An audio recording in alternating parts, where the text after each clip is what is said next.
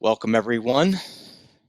Today, we're going to talk about a very important topic, considering everything that is happening in the world as it pertains to the virus and the vaccine. One of the concerns that many people have is, where do Seventh-day Adventists stand on it? And there has been much made in the Review and Herald, and even the General Conference released an official statement on vaccination in 2015. But what we want to talk about today is what did Ellen White, what did the pioneers sort of think about? Not all pioneers, but some of them.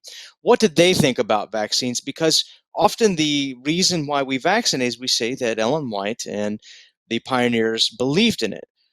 And so there's much being said about that. But let's go ahead and take a look. I want to draw your attention to, and we'll go to the next slide, to the article recently published in the Review and Herald. This is a December 18th, 2020 article. And this article says COVID-19 vaccines addressing concerns, offering counsel. This article is basically to promote taking the COVID-19 vaccine, and it lists a bunch of information in it about why you should take the vaccine. Now, before we get into some of this information here, and we will not be able to address it all because there's a whole other scientific component that I think needs to be addressed. I want to just help you to understand something, okay? I want you to see there's a difference between perhaps the medicine that Ellen White supports and the type of medicine that we're told Ellen White supports, or basically a type of medicine that Ellen White supports and our health message supports, and the type of medicine we practice today. So let's go to the next slide. These are a series of guidelines in the state of California that have been issued recently. And I want you to see sort of what it's saying here. It tells you to wear a mask or covering over your face. And I like this part here. I don't like it personally, but I like that they pointed out cloth face coverings when around others outside your home. This doesn't just mean inside your home, but also outside your home. And then it talks about self-isolating. We don't mind the washing of hands and not touching your face, but it talks about isolating yourself and self-quarantining. And now this has been standard operating procedure. Everyone sort of agrees on it. But I want you just to listen to some counsel that Ellen White gives, and I want you to ask yourself, would she be telling us the same things that government and big medicine are telling us when it comes to this? So let's go to the next slide. And this isn't how would I put it, exhaustive of everything that she says, right? This is not exhaustive, but it is something to think about. She says this: fresh air will purify the blood, refresh the body, and help make it strong and healthy. The invigoration produced will be reflected upon the mind, imparting to it tone and clearness, as well as a degree of composure and serenity. It gives a healthful stimulus to the appetite, renders the digestion of food more perfect, and induces sound, sweet sleep. Living in close, ill-ventilated rooms weakens the system, makes the mind gloomy, the skin sallow, and the circulation feeble. The blood moves sluggishly, digestion is retarded, and the system is rendered particularly sensitive to cold. One should so accustom himself to fresh, cool air that he will not be affected by the slight changes of temperature. Of course, he should be careful not to sit in a draft or in a cold room when weary or when in perspiration. Now, this was in Christian Temperance and Bible Hygiene, page 104. Now, think about this for a moment. We're told to stay inside, windows closed, and mask over the face. Does it sound like this would be something that she would be on board with? Let's go to the next slide before we answer this question. Let's go to the next one here. This is what she says. In order to have good blood, we must breathe well, full, deep inspirations of pure air, which fill the lungs with oxygen, purify the blood. They impart to it a bright color and send it a life-giving current to every part of the body. Good respiration soothes the nerves. It stimulates the appetite and renders digestion more perfect and induces sound, refreshing sleep. This is Ministry of Healing 227. The lungs are constantly throwing off impurities. Now, think about that for a moment. We're to wear a blanket over our face, and she says this: the lungs are constantly throwing off impurities, and they need to be constantly supplied with fresh air. Impure air does not afford the necessary supply of oxygen, and the blood passes to the brain and other organs without being vitalized. Hence, the necessity of thorough ventilation. To live in close, ill ventilated rooms where the air is dead and vitiated weakens the entire system. It becomes particularly sensitive to the influence of cold, and a slight exposure induces disease. It is a close confinement indoors that makes many women pale and feeble. They breathe the same air over and over until it becomes laden with poisonous matter thrown, thrown through the lungs and pores, and the impurities are thus conveyed back to the blood.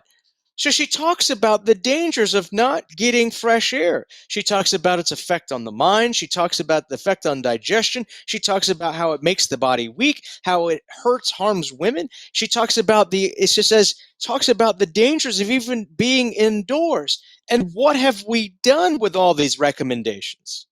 We have taken people out of the fresh air. We've put them indoors. We've put a mask on their face. And we wonder why people are going insane and becoming depressed and having illnesses. We have to ask ourselves, are we following the system she would endorse? Or are we following the system of the world? We're just looking at it. You don't have to decide what I say. Just look at the quotes, think about what she says, and ask yourself, is this the same counsel that we're getting? Let's go on to the next quote. She says this, should be the next one. Let's see. Oh, yeah, this is it. In no case should sick persons be deprived of a full supply of fresh air in pleasant weather. Are we locking down people in pleasant weather? Their rooms may not always be so constructed as to allow windows or doors to be open without draft coming directly upon them, thus exposing them to the cold. In such cases, windows and doors should be open in the adjoining room, thus letting fresh air into the room occupied by the sick.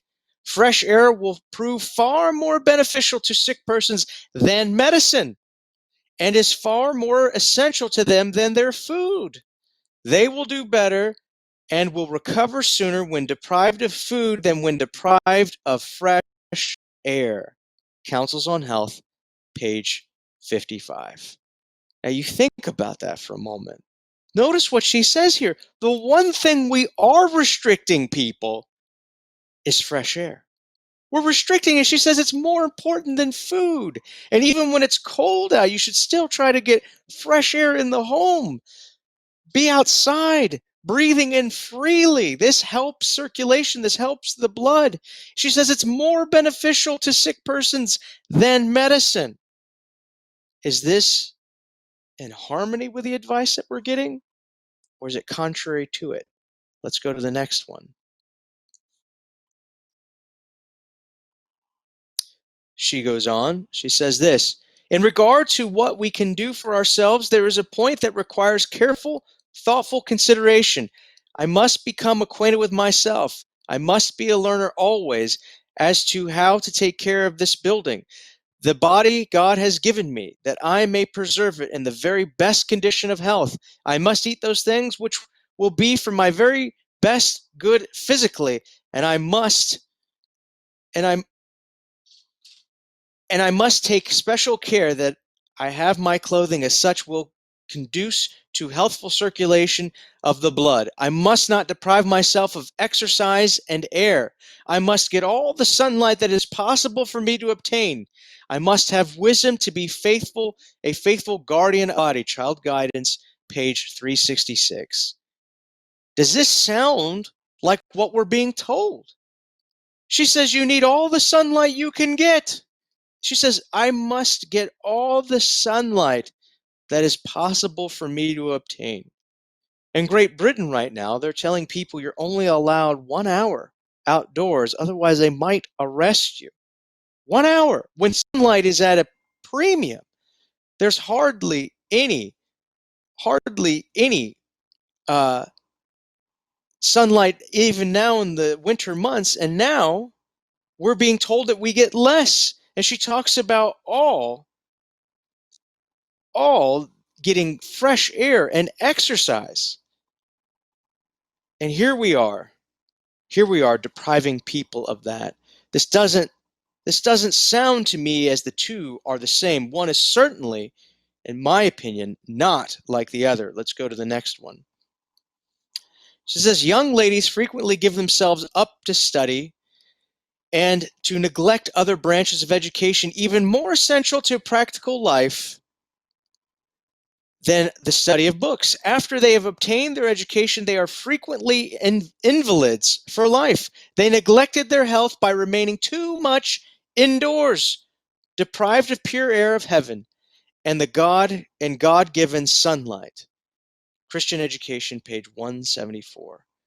She says that people who stay indoors, people who dedicated themselves to being scholars, in this case particularly women, she says they have made themselves invalids by depriving themselves of fresh air and God-given sunlight. Are we making ourselves into invalids, spending way too much time in front of computers, spending way too much time indoors? Is this what we're becoming? Because I just want you to think about this for a moment. Are the recommendations, are everything that we're being told about how to fight this virus in harmony with what she says? Is it? Let's go to the last one on this. She says this. Physicians often advise invalids to visit foreign countries so they get some mineral spring or traverse the ocean in order to regain health, when in 9 cases out of 10, if they would eat temperately, engage in healthful exercise with a cheerful spirit, they would regain health and save time and money. Exercise and free, abundant use of air and sunlight, blessings which heaven has bestowed upon all, would in many cases give life and strength to the emaciated invalid. Notice, fresh air, sunlight, exercise would in many cases give life and strength to the emaciated invalid.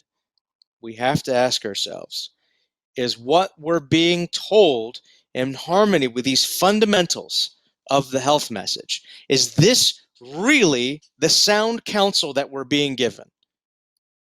We have to think about this. So with this in mind, seeing how she would attack and treat disease and how she thinks about preserving health, we need to compare that with what we're being told today. And this dovetails into the whole COVID-19 vaccine, which the Review and Herald has endorsed. So now let's get into the article, the Review and Herald, the December 2020 article. Here it is. And this is what they say. Adventist Health Ministries is firmly based on the Bible, the instruction of the Spirit of Prophecy through Ellen White, and is in consonant with peer review, evidence-based health science. We rely on these foundations in formulating health approaches and advice. With millions infected and many dead, and global infections on the increase, a number of vaccines have been developed in record time. There are numerous questions people are asking regarding the COVID-19 vaccine. As a church, while we support the evidence-based public health recommendations. So notice, they're coming out and saying, we support what they're telling you to do. We, they say, are also careful not to make pronouncements that may be construed as replacing national and international public health guidelines. So notice, they agree with local government. They agree with the CDC, but then they say they also agree with the WHO. This is what they're saying. They're saying that we're friends with these guys.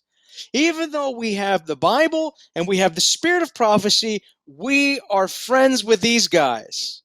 This is who we follow. This is where we get our lock, step, and order. And my question is, just based on a little bit that we read, are these guys at the WHO, are these guys at the CDC, are these guys at the government, are they in harmony with the Bible and spirit of prophecy? Because that's the one question that our leaders are not asking. They're not asking if these recommendations are in harmony with Scripture. They're not asking if these recommendations are in harmony with the spirit of prophecy. They're just simply saying, are our recommendations, is our position in harmony with the WHO, the CDC, and the government? That's what they're concerned with. And I want to suggest that there is a difference. One is certainly not like the other. And it says, for this reason, it is important that our comments to be understood within the framework of the official church position on immunization. So we'll look at the official position. This was given in 2015, and I'll read it very quickly. The Seventh-day Adventist Church places strong emphasis on health and well-being. The Adventist health emphasis is based on biblical revelation, the inspired writings of Ellen White, co-founder of the church, and on peer-reviewed scientific literature. As such, we encourage responsible immunization, vaccination, and have no religious or faith-based reason to not encourage our adherents to responsibly participate in the protective and preventive immunization programs. We value the health and safety of the population, which includes the maintenance of herd immunity. In that short paragraph, they just said, we support vaccinations. We believe the Bible. We believe that Ellen White. We believe that peer review, they are all speaking with one voice when it comes to immunization, to vaccination. And then they give this little caveat, we are not the individual conscience of the church member. Amen? They are not. However, and they say they recognize individual choices, and said these are exercised by the individual. But notice this. The choice not to be immunized is not and should not be seen as the dogma nor the doctrine of the Seventh-day Adventist Church. Now, wait a second. What they didn't say there was that the choice to immunize should not be seen as the doctrine or dogma of the Adventist Church. In other words, it only works one way for them. If you choose to be vaccinated, you're in harmony with the church. If you choose not to be vaccinated, you are not in harmony with the Seventh-day Adventist Church. That is what they said. Now, with this said, let's get back to the review, because now you understand our position on vaccines. And we have to ask ourselves, well, is our position on vaccines also in harmony with really the Bible and the spirit of prophecy? And so here they are. It says, we advocate all these practices to maintain a healthy immune system, and in a pandemic, even more is needed. Ellen White was not only an inspired conduit of health information, much ahead of her time, but she modeled practical prevention in the face of the lethal disease in her era, smallpox, and took immunization herself, as did those close to her. And there's the footnote. Today, smallpox has been globally eradicated. So notice, they've set it up that not getting vaccinated is not supported by us. It is not supported by our doctrine religiously. It is not supported by any dogma or teaching within the Seventh-day Adventist Church. And in fact, this review article comes out and says that Ellen White herself was immunized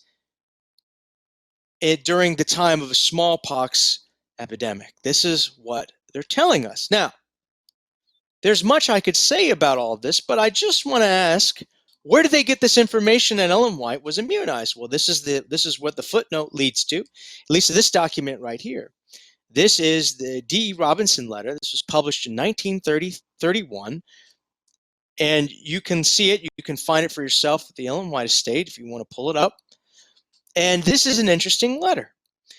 This is what he says, and I'm just going to read up to the second red line because there's more in it, and we'll go over it in more detail. But I want you to hear this. You ask for definite and concise information regarding what Sister White wrote about vaccination and serum. Just so you know, there are people in 1930 who were concerned that Ellen White didn't necessarily believe in vaccines, and so they asked the Ellen White estate. D. Robinson was Ellen White's secretary while she was alive, and he helped her organize her letters, her books, and all this other stuff. So he was in a good position to see what she believed, or at least knew what she wrote. Notice what he says here. The question, what she wrote about vaccination and serum, says this question can be answered very briefly. For so far as we have any record, she did not refer to them in any of her writings. So right away, Ellen White did not write anything about vaccination in her writings. And vaccination had been around for a long time before she received a vision about health message or anything like that. She declined to write about it. And notice what he says here. So now we're going to the realm of of some sort of event that he says happened, okay? So we're not going from the direct source because we don't have anything. We're going to someone reporting what happened, some witness testimony. And you would think he's the witness to this, but you will find that he actually didn't witness this at all. He says, you will be interested to know, however, that at a time when there was an epidemic of smallpox in the vicinity, she herself was vaccinated and urged her helpers, those connected with her, to be vaccinated. In taking this step, Sister White recognized the fact that it has been proven that vaccination either renders one immune from smallpox or greatly lightens its effects if one comes down with it. She also recognized the danger of their exposure, of exposing others if they failed to take this precaution. That sounds pretty open and shut. He knew her personally. They firsthand witness, right? I mean, it sounds like this is an open shut case. She took the vaccine, right? This is what we're told. But you got to ask yourself, why were people writing in? Why were they asking whether or not Ellen White actually took this vaccine? People, and this doesn't just happen in 1931. This happens later on. Arthur L. White writes some letters. As a matter of fact, people are still asking this question today. And the reason being is not because she wrote anything directly about vaccines. It's because when you read her writings about drugs, you come to statements like this. And this is in the Spiritual Gifts, Volume 4, Spiritual Gifts 133. And this is what it says.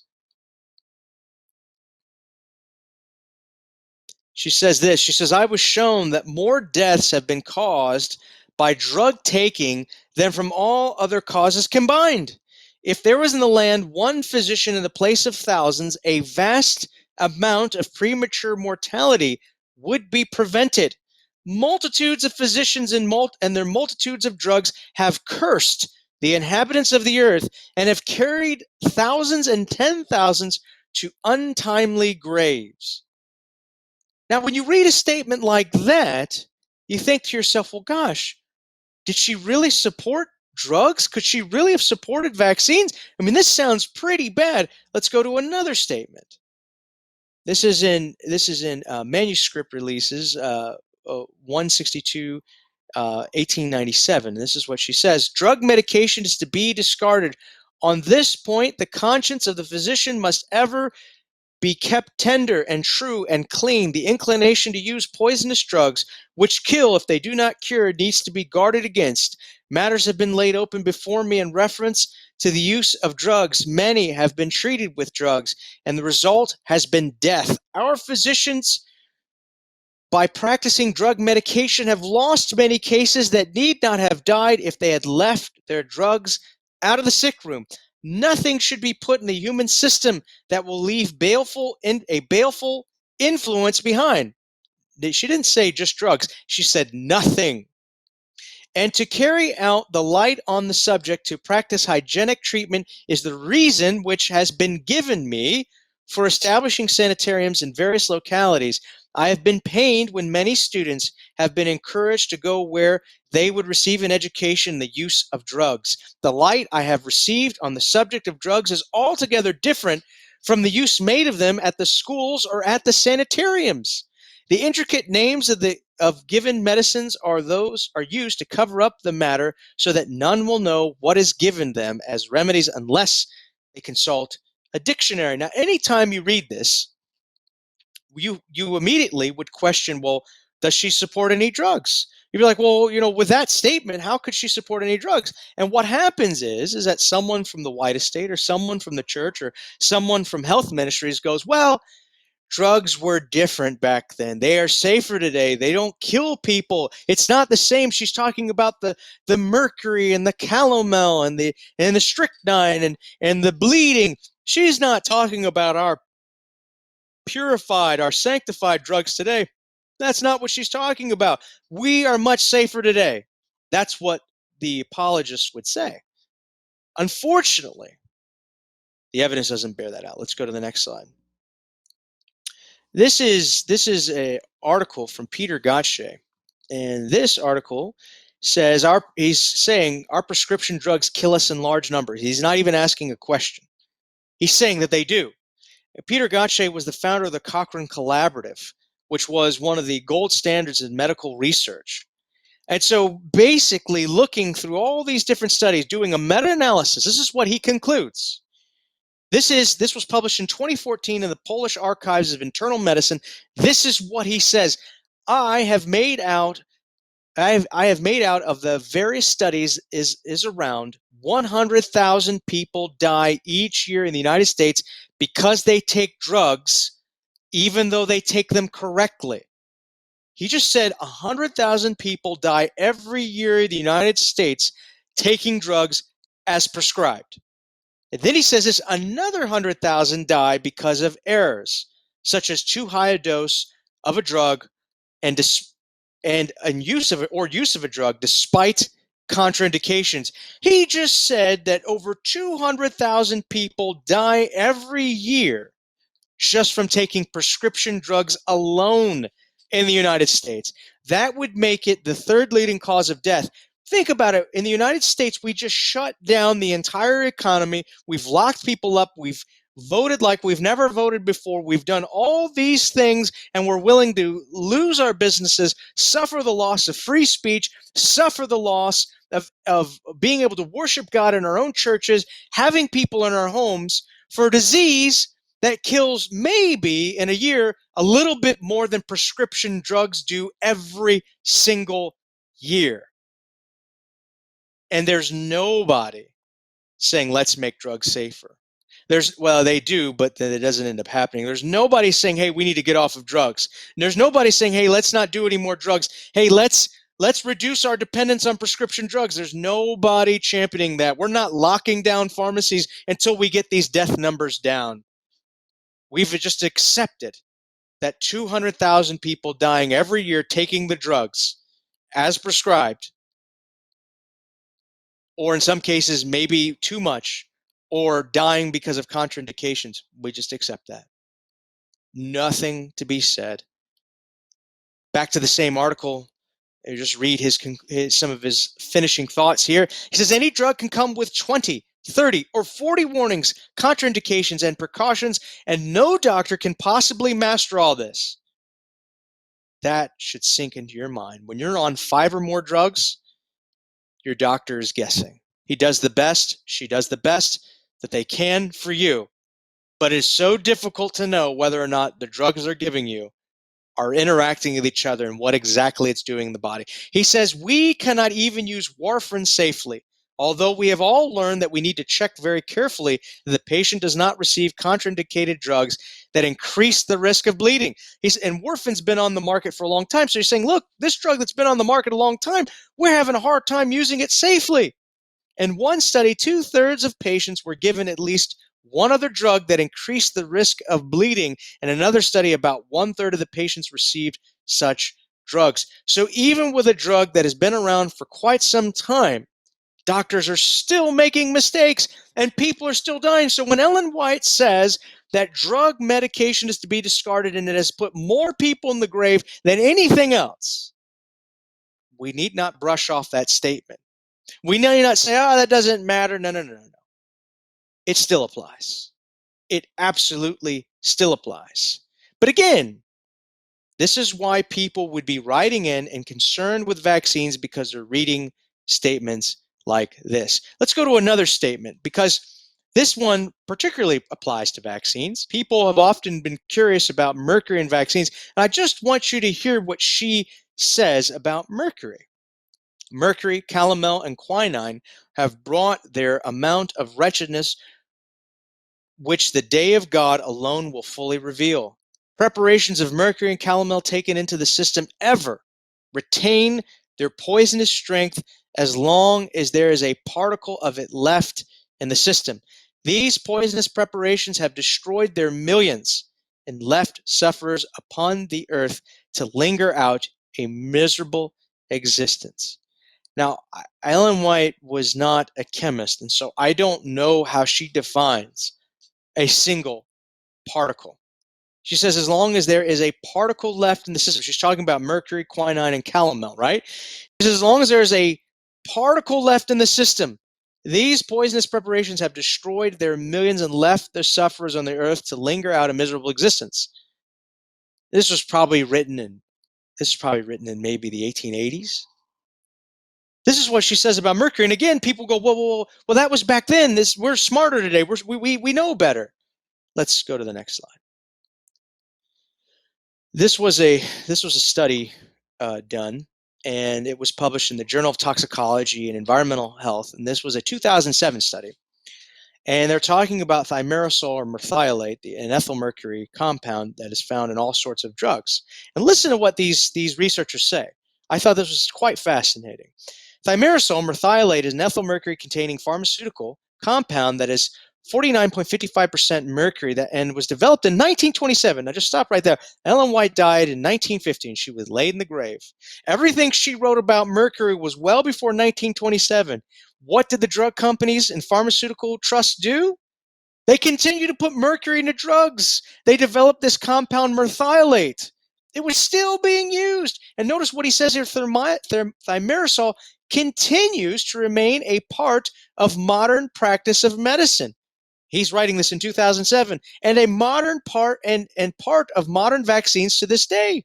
For decades, thimerosal has been marketed as an antimicrobial agent in a range of products, including as topical antiseptics, solutions, and antiseptic ointments for treating cuts, nasal sprays, eye solutions, vaginal spermicides, diaper rashes, treatments, and perhaps most importantly, as a preservative in vaccines and other biological products, including ROGAM, immune globulin preparations, despite evidence dating to the early 1930s indicating thimerosal to be potentially hazardous to humans and ineffective as an antimicrobial agent.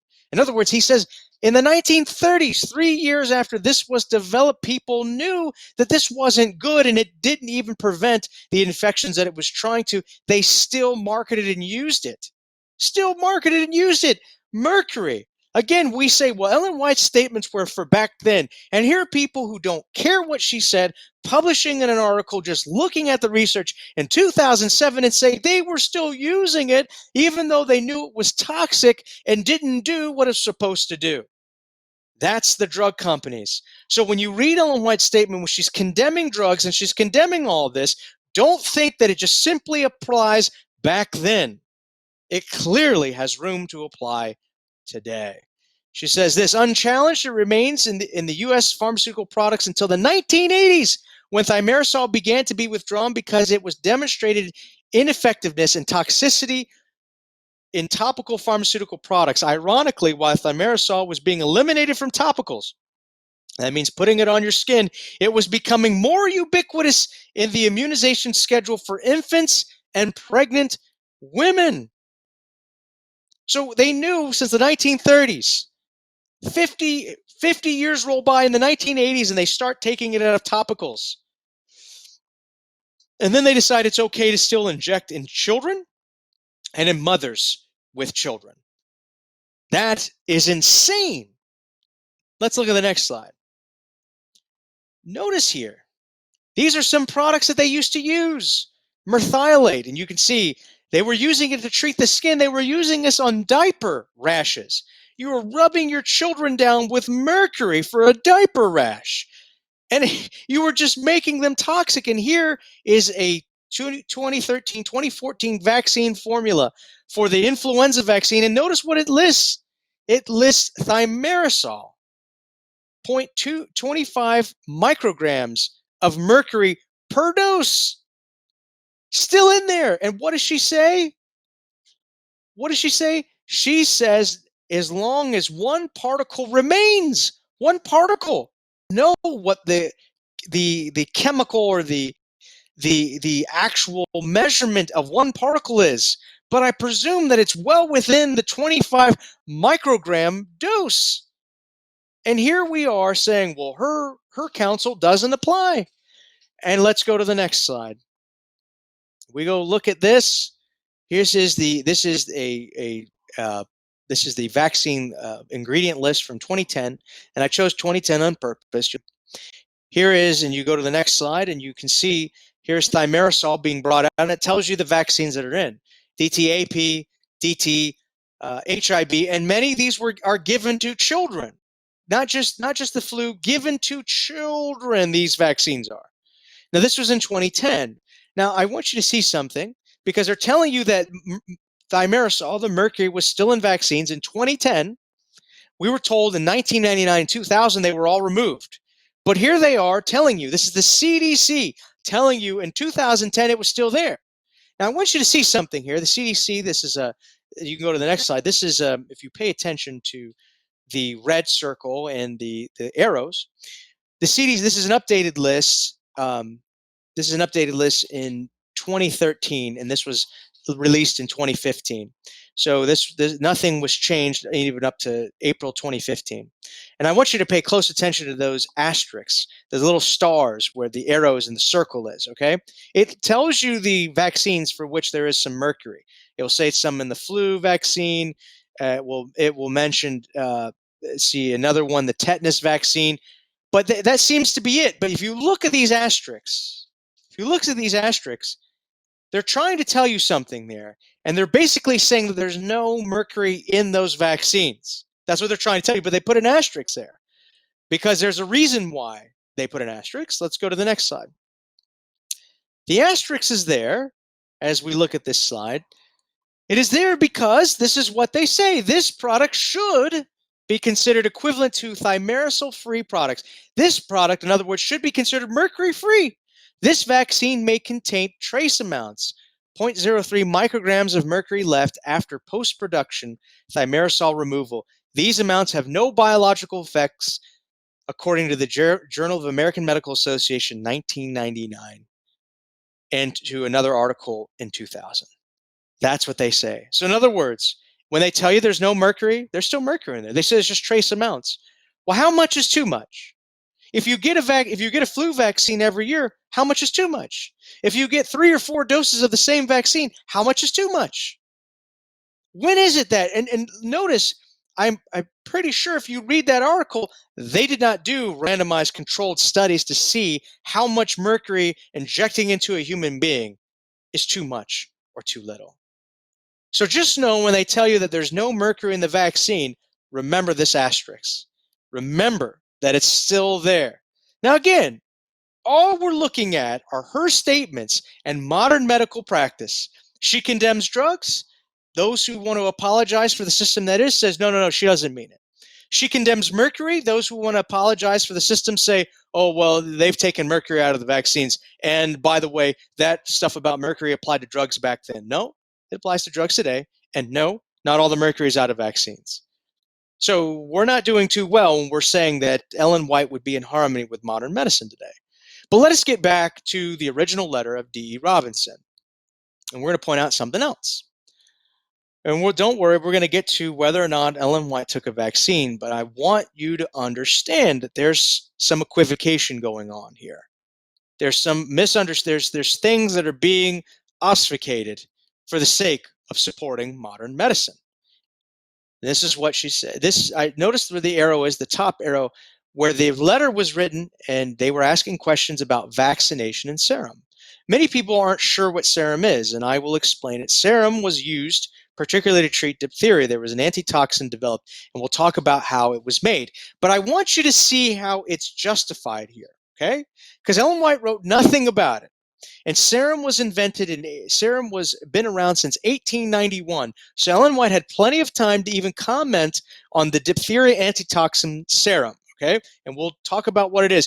But I want you to see this. She doesn't comment on it, but look at what we have here. Let's go to the second arrow. It says, I've been taking a college subject this year, a class in rational remedies taught by Dr. Mary McReynolds. I know of no one who is more conscientious in following the testimonies than she is. The question regarding vaccination and serum came up one day in the class, and she stated its use was rational. Well, thank the Lord. Dr. Mary McReynolds said it was rational. Very interesting. And he goes on, it is a fact that the body builds up a defense against these diseases, not only in human beings, but in animals. And in putting into our bodies serum from an animal that had the disease, we introduced this valuable element that resists the germs of the disease. Now that's interesting. He says that's rational. Taking immune globulins from horses and injecting your body, that's completely rational. That is the health message, according to D. Robinson and Dr. McReynolds. So let's go to the next slide. This is what they do. This is a it was eventually invented in 1891, and this they take the toxin from diphtheria that they grow, they shoot it into a horse. The horse develops its own immune system, or it develops its own immune globulins and fights it. And then we take the blood from the horse, we take it down, we centrifuge it, and then draw out the immune globulins, and we develop an antitoxin, and we put it in a serum, and that we inject in human beings. And we say, hey, this is rational, right? We say, hey, this is great. I want you to go on and look at this next slide. This is Arthur L. White, and Arthur L. White justifies the medical system as it is. And I want you to see something, because this is how they fought diphtheria using this antitoxin. This is what he says, because he's also sticking up for the serum and vaccines. And this is what he says: I can take you to cemeteries up in New England where you can find whole families who died within a few days from a few days' time from diphtheria. That's probably true. No doubt people died from diphtheria. This is a disease that is hardly known today. There are physicians who have never seen a case of diphtheria. There was not so 60 years ago or 100 years ago, that this was not so 60 years ago, 100 years ago, it was a dread disease that swept through the community after community. Parents saw their children strangle and die before their very eyes.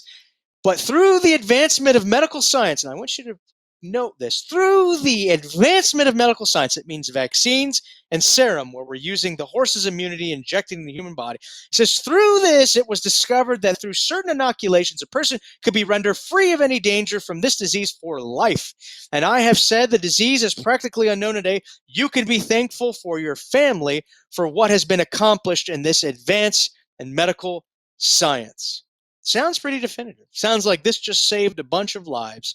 And it sounds like, because this is Ellen White's grandson, that maybe she supported this as well. We know that Dr. Mary McReynolds supported it and D.E. Robinson supported it. But I just want you to see that not everything was as rosy as they painted out. This is WMC Hostler. This is from the California State Journal of Medicine, published in 1917. Just listen to what he says about what happens when you injected someone with antitoxin, when you injected a child with serum. He says, on January 3rd, 1917, the San Francisco Department of Health was requested by the family of physician of X to administer a prophylactic dose of diphtheria antitoxin. This is the serum that they're talking about. This is the diphtheria antitoxin that was saving lives left and right. This is what A.L. White would want you to believe. This is what Dr. Mary McReynolds would want you to believe, that it's saving all these lives, and they were giving a prophylactic dose to prevent death and disease. So they administer this dose to Thomas X at age 7 years, who had been in contact with his sister, who was at the time ill with diphtheria and who had been removed to the city's isolation hospital.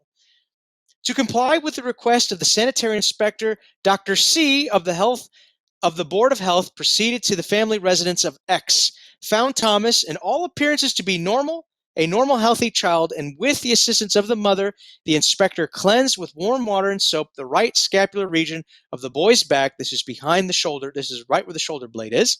And then painted the site of the injection with a tincture of iodine and injected subcutaneously 1,000 units of the diphtheria antitoxin of a standard brand, the time of its potency guaranteed to November 1917. So it was still good. It was an effective dose given. It was considered a safe dose given, and it was a dose that was still within its efficacy date. Notice what happens next. The sanitary inspector left the house some 10 minutes after the injection. At the time of his leaving, there were no symptoms of collapse. The child complained of pain at the site of injection, and 10 minutes later, he was seized with violent cramps, that means seizures, and he had difficulty of breathing and passed off in what the mother called a severe convulsion. The child died. This was published by the California State Journal of Medicine. This life-saving serum that we're told that is just was saving people's lives left and right killed a healthy 7-year-old child. And this isn't the only information that I could get on that. There's plenty of other, but I did not want to make this presentation too long or all about diphtheria and serum. So I want you to see this. Arthur White, D. Robinson, and Mary McReynolds are all talking about how great the antitoxin is. And we just read a notice from a peer-reviewed medical journal, the state of California, that no, this drug, this treatment killed a healthy 7-year-old boy. But would Ellen White have supported serum? Would she have said, hey, you take the good with the bad, sometimes it works, sometimes it doesn't? Would she have supported it? Well, we don't have to guess. Let's look at what she said. Now, this is fascinating. This is fascinating because this was published in 1901. So 10 years after the serum was in use, 10 years after it was in use, and it was being given to people all over, right? 10 years after it was in use, this is what she says concerning her experience fighting diphtheria. She says, again, there may be somebody sick, and we took all the drugs, got vaccinated, and took serum, and we were healthy. Nope, that's not what she says. Let's read. Again, there may be somebody sick there. You may want to know how to use the common methods, the simple remedies of water. It is a simple power. Although my husband and I were not physicians, yet we were. We could go around when doctors and children were cut down, 4 or 5 in families of physicians. We never lost a case. What were they doing? Were they using serum? No, they were using water. We never lost a case that is in diphtheria, and we used only the simple treatments. In doing this, we gained the confidence of physicians. When persons would go to the physicians for help, they would say, if anybody can help you, it is up there at Elder White's. He and his wife go around and help people. I don't know how they do it. It may be that God will send you to some such homes where help is needed for the sick. You can melt away into their hearts of the worst souls, and they be converted. She was talking to a group of Bible and medical missionaries, and she basically said in 1901 in this talk, use water. Use water. If she had an opportunity, she could have said, hey, what you need to do is you need to secure antitoxin, and you need to buy it for the local doctor, or you need to come up with money to save lives and use this serum to prevent people from dying from diphtheria. But she doesn't say that. She says, we used water and we lost not one case. For all those graves that Arthur White talks about, we can probably reasonably deduce that many of them could have been prevented not from a lack of vaccine and not from a lack of serum, but from a lack of training in hydrotherapy and a lack of belief that simple remedies can cure. That's what we can believe. So if you want to know whether or not she supported that when she had a chance to endorse it, to talk about how to fight diphtheria, she chose water over serum. That should tell you something. Maybe the case that we're making on vaccines and Ellen White supporting them, maybe it's not as strong as what they're telling us. Let's go back to the letter. And I want you to see here again, we had read, so if you look at we're going to go to the next slide. So this is D. Robinson's letter again. And again, he talks about her, the first arrow, you see he talks about her not writing anything. And then he talks about she also recognized the danger of people who weren't vaccinated, of exposing others to smallpox if they failed to take this precaution. Now, I want you to hear what his experience is. And this is very interesting because D. Robinson actually has his own experience. This is fascinating. He says, this question has been a very serious one in my own experience. For when I was vaccinated, I received an infection that bothered me for several months. That is, however, very many years ago. And I think that with modern methods, the danger of such an infection is much lessened. So notice this. He himself, D. Robinson, had a bad reaction to vaccines. And now he's giving modern medicine in his time the benefit of the doubt. He says, well, things are probably better now. And so maybe it's not so bad. Even though I got really sick, maybe it's not so bad. And he goes on, he says, at the Rasangu mission in Africa, the smallpox was all about us and got into the school. After the students were vaccinated, we had we had not another case, and in no case did we see any ill results. Well, I'm glad for that. Praise the Lord. So he says that even though it made me sick when smallpox was raging in Africa, it helped us. And then he goes on, an uncle of mine, Elder D.A. Robinson, who labored as a missionary in India, was conscientiously opposed to vaccination and refused to take it. He died an awful death with smallpox, and before he died, he stated that he had made a mistake which was costing him his life. The rest of the family were vaccinated and suffered no ill effects from smallpox. That's very interesting. And so he gives his experience, and he basically says, hey, my uncle died of it, and he was opposed to it. Now you got to ask yourself, why was D.A. Robinson, not D.E., D.A. Robinson, the uncle of D.E. Robinson, why was he opposed to it? Why would he not take it? And did he really die of smallpox? Perhaps. Maybe he did. But it seems to me that D.E. Robinson says, hey, it affected me when I was a kid, but in Africa it seemed to help, and my uncle died because he didn't get vaccinated. That's what he's saying. But does this answer the question whether or not Ellen White got vaccinated? According to D.E. Robinson, she did. But let's take a look. Here's another letter. And this is very interesting. This is also written by D.E. Robinson. This letter is written in 1915. Now, this letter is fascinating because you're going to notice a little bit of a different tone than in his previous letter. In his other letter, he's very confident that Ellen White took the vaccine. But in February 10th, 1915, Ellen White is actually still alive. She's still alive. And notice what he says here. Your letter addressed to Miss E.G. White came to hand several weeks ago. I mentioned the matter to her one day, but wasn't able to get anything definite. Well, what was the letter about? It was about vaccination. So this brother wrote to the Ellen White estate and asked D. Robinson, say, hey, what does she say about vaccines? So while she was alive, he mentions, I couldn't get anything definite. He says, Sister White's writings contain broad principles which should guide us in all of our work. Amen. I can't disagree with that. When it comes to details, however, it is necessary for us to study these and to come to our own conclusion. I can't argue with that either.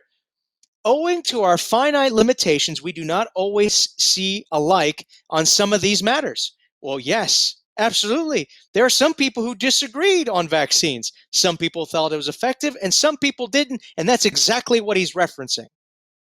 Notice here, now he gives his own experience. When I was a young man, I was vaccinated and had a quite serious time. This led me to feel that vaccination was wrong. On the other hand, I felt differently about it when I heard of the death in India of my uncle, Elder D.A. Robinson, who had refused to be vaccinated. Others who had been vaccinated were very closely associated with him, and they either escaped the disease entirely or had it in a very mild form. Before he died, he stated that if he had to do it all over again, he would certainly be vaccinated. Not being a medical man, I would not want to give a very decided opinion. So here he is backing up, says, hey, look, I'm not going to tell you what to do. However, the principle underlying the administration of antitoxins seems to be based upon scientific common sense. That's the serum. Again, notice this is his opinion. This is not what Ellen White said. He already told you what she said. She said she had asked her. She had nothing definitive that he could tell this brother. And he goes on to list his experience and says, hey, look, serum's good. The vaccine's probably good, but that's his opinion. And he basically says, hey, we should let everyone kind of make up their mind. He says, we certainly should not trust to any of those remedies which may be good in themselves to the exclusion of such simple treatments as outlining the instruction given to use as a people. Amazing. So in other words, he says, hey, look, whether we're going to vaccinate or not, hey, let's not neglect the simple remedies which we know for a fact that Ellen White endorsed. Where was this letter? Where was this in 1931? His tune had completely changed. Of course, you will understand this is my own personal statement for which Sister White is in no way responsible, trusting that the Lord may bless you in your work. Yours very truly, D.E. Robinson, Secretary for Miss E.G. White. Now, where was that statement that she was vaccinated? She was alive right then and there. He could have said, his mother, because that's what they called her out of a sign of respect, Mother, what do you think about vaccines? And had she believed the way that he told us that she believed in 1931, she might have piped up, leapt out of bed and said, my goodness, everyone needs to take it, because if they don't, they're going to expose others to the terrible scourge of smallpox. That's what she would have said had she truly had the opinion that he said that she had in 1931. Notice this letter in 1915 has none of that statement about her being vaccinated and supporting others that get it. It's not there. Why? Because that was not his experience and that was not his interactions with her. None of it. If he asked her directly about this, she could have said, well, DE, I was vaccinated. It's no big deal. Everyone should get it. But she doesn't say that to a direct question. She doesn't say it. And he admits that she doesn't say it. In 1915, where she's still alive, no answer. As far as he's concerned, nothing definitive. And he says it's best to trust in natural remedies. I can't disagree with that. And I don't care that it doesn't bother me that he has an opinion that he thinks vaccines are good. That doesn't bother me. What I'm concerned with is what Ellen White said.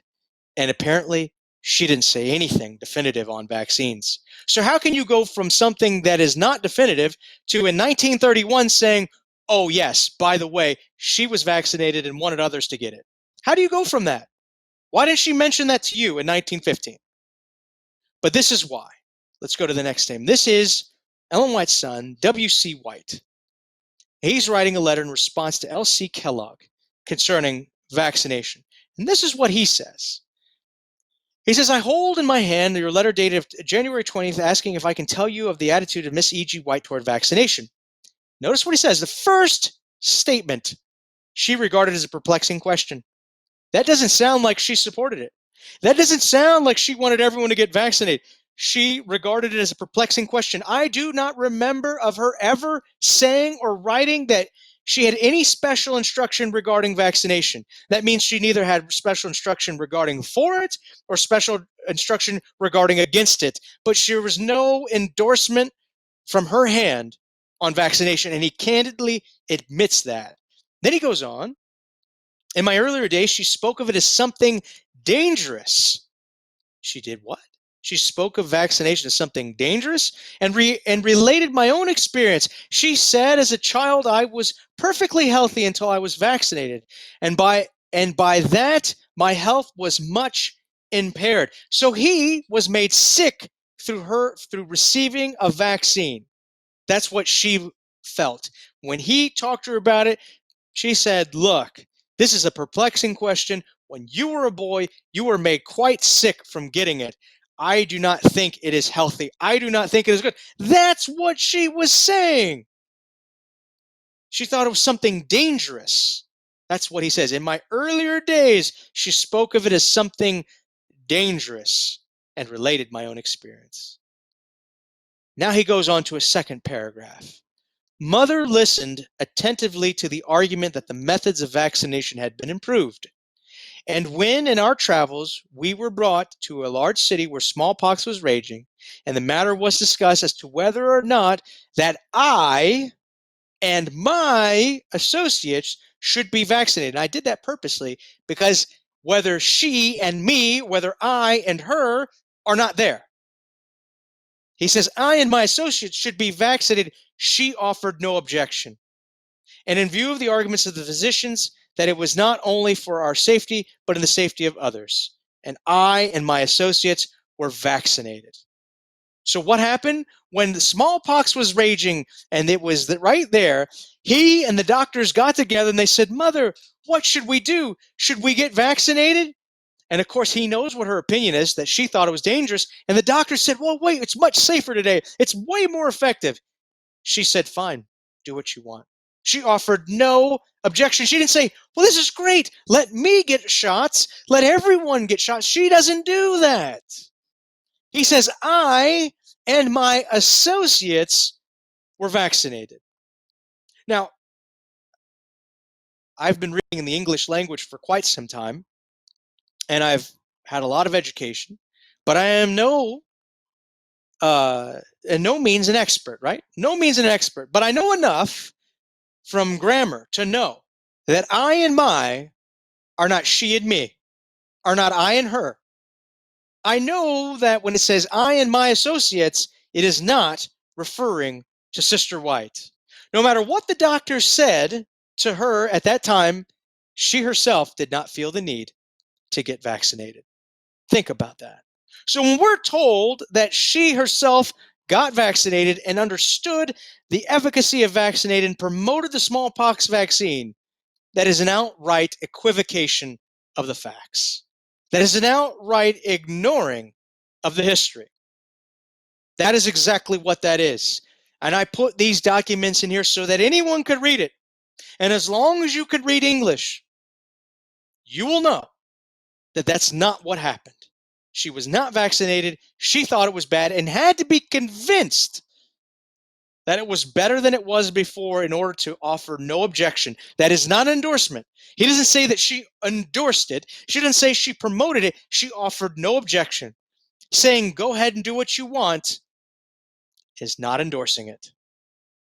That's saying your mind's made up. That's what you want to do. Go do it. That's a far different cry than what we're being told day in and day out. When people are told you need to take the COVID-19 vaccine because Ellen White took vaccines, no, you're not standing on solid ground. You're disingenuous with the history. You're equivocating the facts, and you're not being honest. Because that's no data that you have. And if you look at her statements, you would come away, if you just read her statements on drugs and medication and medicine, you would come away with using natural remedies as first line of defense, drugs and surgery, if needed at all, are last. And one thing you would never come away with is that injecting your bodies with disease and viruses and poison is a way to fight disease. She doesn't say anything that endorses that. She doesn't endorse serums. She doesn't endorse vaccines. It's nowhere in her writings. In order to justify vaccination in the entire church, we have to take something that someone said about what she didn't say to legitimize it. Now, I want you to just think here for a moment. Well, why would vaccination be a problem? Why did she think that it made her son sick? I mean, she clearly thought it was dangerous, right? That's what he said. She thought it was dangerous and talked about how it made him sick. Well, why would that be? I mean, certainly we've always been told that the vaccine saved us from the scourge of smallpox, and it was safe and effective. It was safe and effective, and that's all we ever hear, right? Well, take a look at this. Let's look at this slide right here. This is how the cleanest form, and I say the cleanest form because vaccines weren't always made this way. This is how the cleanest form of vaccines were made. They'd shave the belly of a calf. They would take pus from someone who had smallpox sores. They would take pus, they would grind it up, mix a drying agent to it and turn it into a powder. Then they would inject it with needles or they would make little cuts on the skin of a calf and then put that pus where all those cuts were. And then they would watch what would grow there as this calf laid there. They would watch what would grow there, and then they would harvest the leaking pus material from the belly of the calf. And they called that bovine serum, or they called that bovine virus, because that's where they got it from. This is how they did it. Now, anyone who has any idea about microbiology would tell you that is grotesque. There's a million and one things that could be living on the belly of a calf that you would not want in your body. There's a million and one things that live inside the calf itself that you would not want inside your body, let alone the pus from a sore, an infection that you gave it. That's what they would tell you today. But this was state of the art in 1920. And believe me, there were grosser ways that this was done than this. So you can see that people weren't sold that this was the right thing to do when it came to vaccines. Let's go to the next slide. Listen to this criticism. This is from the WHO. This is they call it the Pan American Health Organization. Uh, I think, yeah, there we go. They're from the Pan American Health Organization, and so they support vaccines. This is an arm of the WHO, and so they love vaccines. But listen to what this guy says. All right, just listen to what he says. And I don't. He says that it worked. I don't think it did. But anyways, that's neither here nor there. Just listen to what he says, because some people think, oh, you're making it up. That calf like that. That's not the way they made the vaccine. Only someone who doesn't read books would say that. So, anyways, this is what the WHO says. This is from Donald Henderson. He's a writer in this whole book here, and this is what he says. Toward the end of the 19th century, Vaccinea virus as it came to be known, began to be grown on the flank of a calf. The animal was first shaved, then washed, and the flank was extensively scarified. And then Vaccinea virus was applied. After 1 week, the animal was sacrificed. The pustular material was scraped off, centrifuged, and packaged. That's exactly what I just told you. And he's saying it too. It was obviously not a sterile product. Yeah, you're right. It wasn't.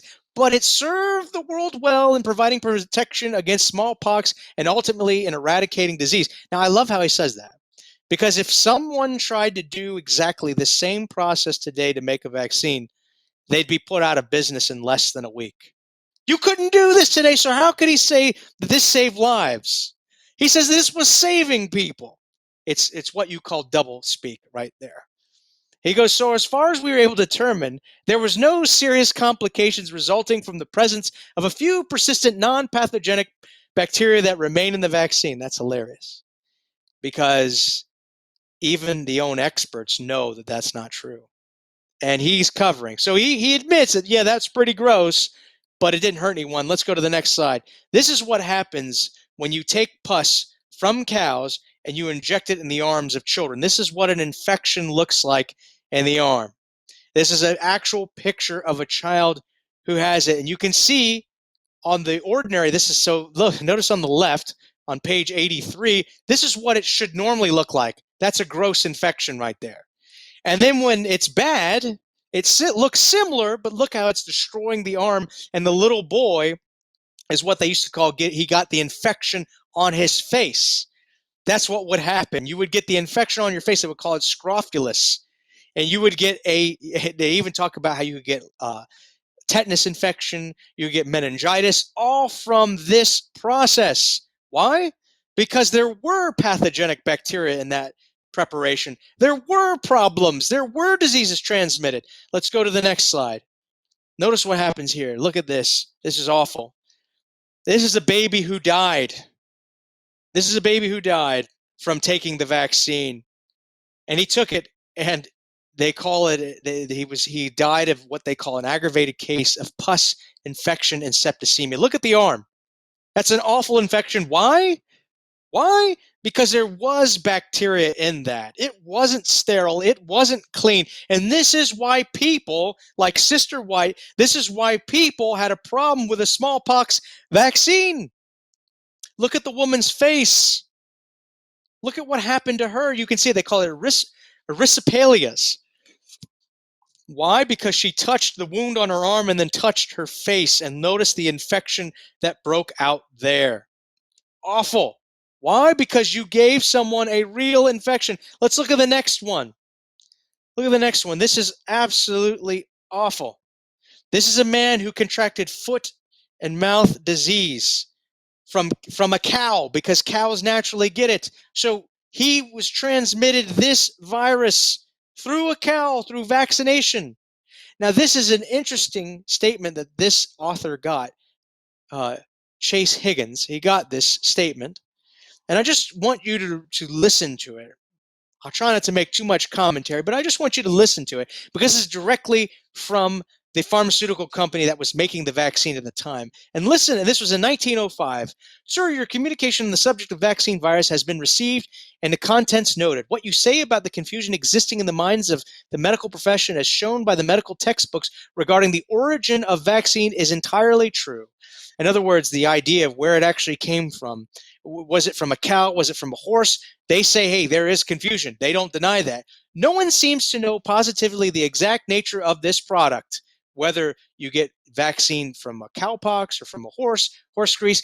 It would seem to us, however, that the theory that cowpox is but modified smallpox is a most tenable one. Particularly does this seem to be true in view of the facts reported by Dr. Monken Kopman, director of the government vaccine work in London, that had been able to take smallpox virus. This is how they did it. Notice, this is how they did it. They would take smallpox from a human being, scrapings or whatever, transmit it to monkeys, from monkeys to cows, from cows to man. The resulting vaccination on the human subject being identically the same as producing by vaccine ordinarily prepared. Notice, he says if you take an infection from a man, give it to a monkey, give it to a cow, and then give it back to a man, it's all the same. No, it's not. No, it's not. But this is what they were saying. This is the pharmaceutical company admitting how they did it. And he says this, and he says, it goes on, he says, resulting vaccination in human subjects being identically the same that produced by vaccine ordinarily prepared. Furthermore, was shown that persons vaccinated with this vaccine when exposed to smallpox were immune. In other words, that the chain of evidence seems to be very complete that by properly transferring the smallpox virus from man to animals of different species, it became so modified in the transmission that when applied to cows, it produced typical vaccinia. It was found to fill every requirement as a means of protecting against smallpox when applied to unimmunized children. On the theoretical grounds that it seems to us that this very plausible explanation of the origin of vaccinia during Jenner's time, smallpox was very prevalent, and nothing could be more natural. Notice this, nothing could be more natural than for persons recovering from smallpox to transmit the disease to udders of cows, producing the infection, which on account of difference in species of the animal modified the smallpox virus. Regretting that we are unable to state more positively the exact relation between the two diseases, that means between smallpox, cowpox, and horse grease, the exact relation between the two diseases and the origin of the seed used by the manufacturer, we remain very sincerely yours, Park, Davis, and Company. They were taking one infection, giving it to a host of animals, and giving it back to human beings. This was problematic. But again, people would say, hey, that was back in the past. Everything's better today. Smallpox vaccines are safe, effective. We know they save lives. They didn't kill anyone. I mean, of course, we know that's not true. It did kill people. But that's what the apologists would say is, safe, effective, doesn't hurt anyone. We just need to accept this. This is just medical history. This wouldn't happen in modern times. Well, let's look at the next slide. This is actually published by the CDC itself. Morbidity and Mortality Weekly Report. This is published by the CDC. This was published in 1992. Notice what it says here. It says Vaccinea necrosum. Vaccinea necrosum after smallpox vaccination. Remember the arm of the little boy that swelled up and turned red? There it is right there in color. In 1992, the last remnants of the smallpox vaccine were given, and look at that. There it is, the same type of infection, and look at this one on the neck of a child. Vaccinea necrosum. There it is, eating away the skin of a child, this type of infection. In other words, when you told us that it was sanitary, when you told us that it didn't transmit any other infections, you lied. It does. And here it is, published by the CDC in 1992. So when people had problems back in the day with the smallpox vaccine, they had legitimate concerns.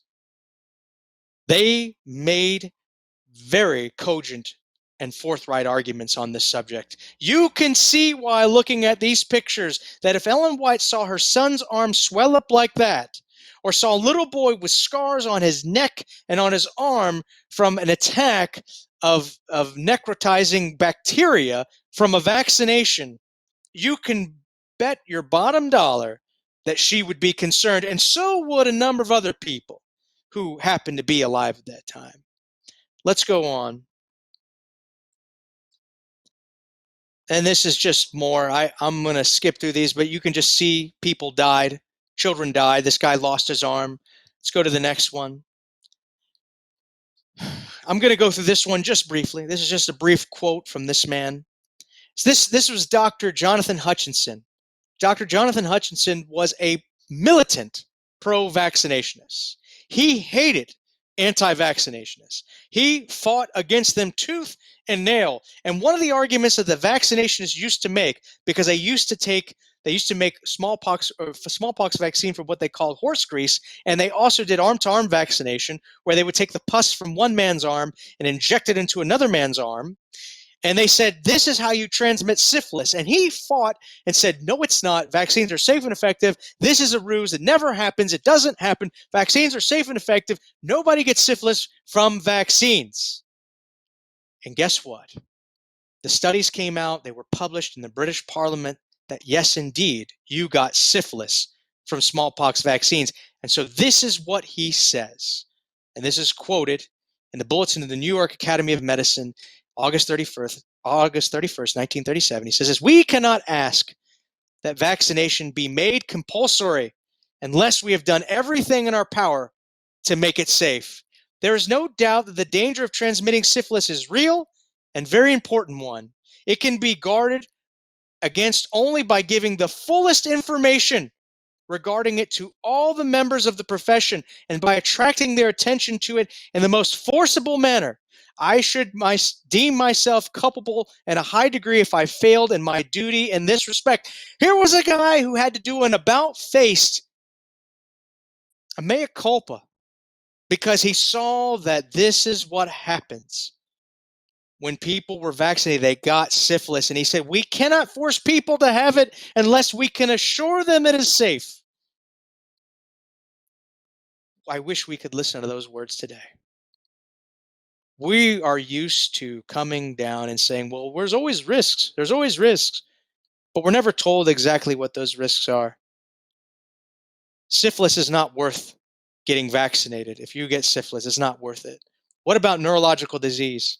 What about retardation, seizures, autoimmune disease? Are those things worth it too? You see, we are not even allowed to have that conversation. At least doctors like this who were pro-vaccination at least examined the information and came to the conclusion, hey, we can't make these things mandatory unless we can assure the entire public they're safe. And that didn't mean you just get on TV and say, yeah, they're safe and effective. That's not what that meant. All of this said, you're getting a picture of the environment that Adventists existed in. Now, the statement that was made in 1906, but you're getting a picture of what the environment looked like with Ellen White and other Seventh-day Adventists and how they interact with vaccines. Now you're going to hear some statements from our own publications. This is only a small sample. There are many more. Some of them are going to be for vaccines. Most of these are going to be against vaccines. There's much more detail in the book that I wrote. I co-authored with my good friend on this subject. There's much more detail in it, but I'm just going to show you some of the things. So as we look at this next slide, I want you to see this. This is the health reformer. And you can see why they would have a problem with vaccines in 1868. This was under the editorial committee of the editorial committee of 12, which we don't know who that was. It could have been James White. I don't know if he was there or not, but think about it. James White was certainly a part of the publishing work at that time in 1868, and he and his wife wanted to start this publication, the Health Reformer, and so he might have been part of the editorial board. Dr. Russell Trall might have been a part of it. We don't know. But notice what they say. They're asked a question about vaccines. Do you guys promote vaccines or do you accept vaccines? Notice what he says to answer the guy's questions. His initials are AJN. We do not deal in this article. We do not deal in the article. We neither vaccinate children nor furnish the virus for others to do so.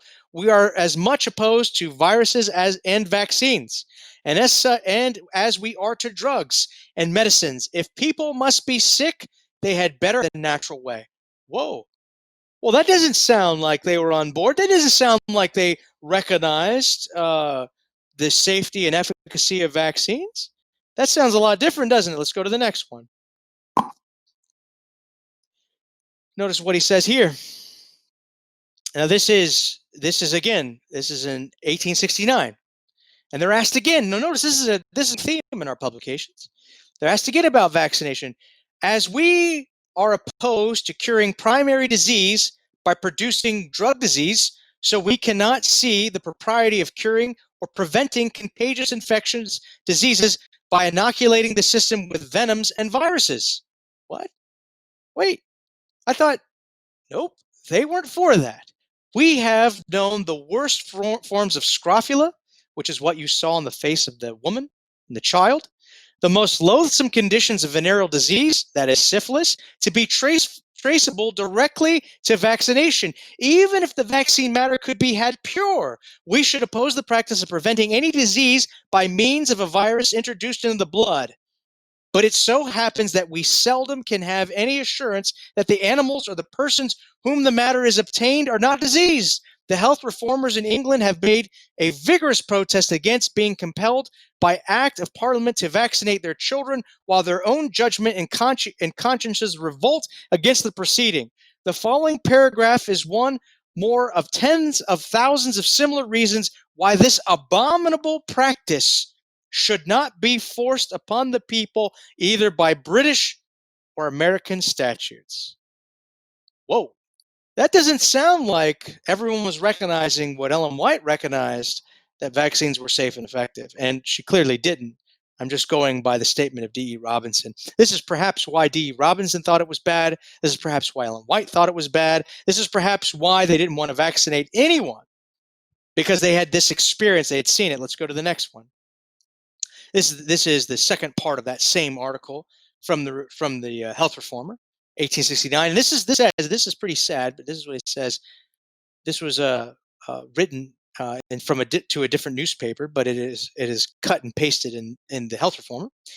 Sir, something should be done to prevent the alarming mortality among little children. At present, the remedy is worse than disease. In other words, vaccination is worse than disease.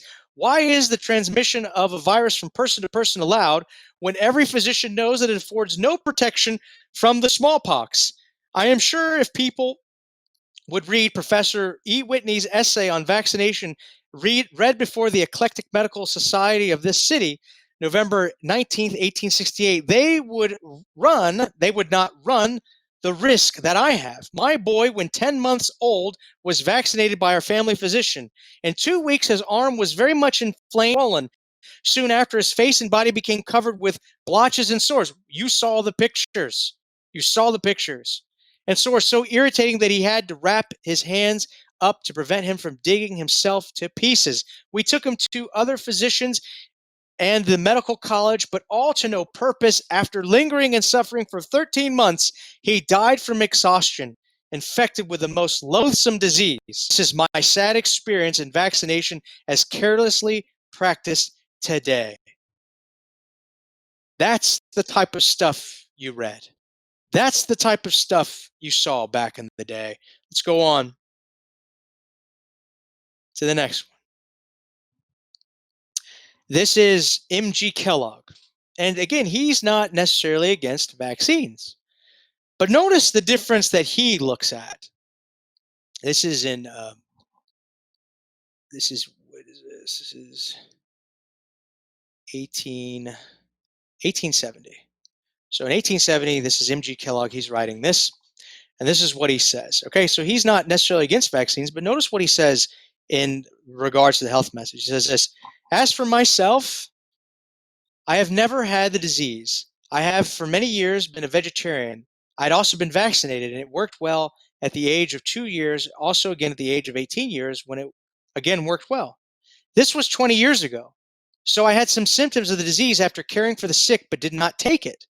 But I do not consider that vaccination preserved me from it, for the reason that the 6 of the patients nursed by me had been vaccinated, and it had worked well in each case, leaving them finely pitted scars. 3 of these had been vaccinated 40 years previous, 1 15 years previous, and 2 of these children 2 years previous. Of the 6, 3 the 3 last named were among the worst cases in the place. I therefore lay my escape more to the manner of living than to any prophylactic effect vaccination might have produced in my case. So he was taking care of people who had smallpox, even though they had been vaccinated. And he went around them and he said, I didn't get it. I was slightly sick, but nothing happened to me. And what did he chalk that up to? The manner of lifestyle that he lives. the clean diet, the clean living, clean drinking, fresh air, exercise. That's what he chalks it up to. In other words, he believes that he escaped smallpox because of the way that he lived. Let's go to the next one. This is an article written by J.N. Loughborough. J.N. Loughborough was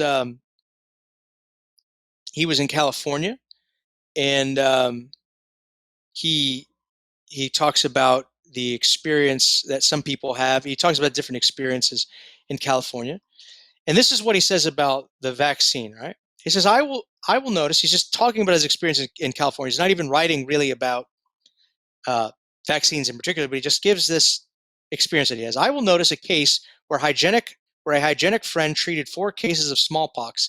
Some of them were very putrid. He was for nearly 3 weeks doctor, nurse, cook, washer, etc.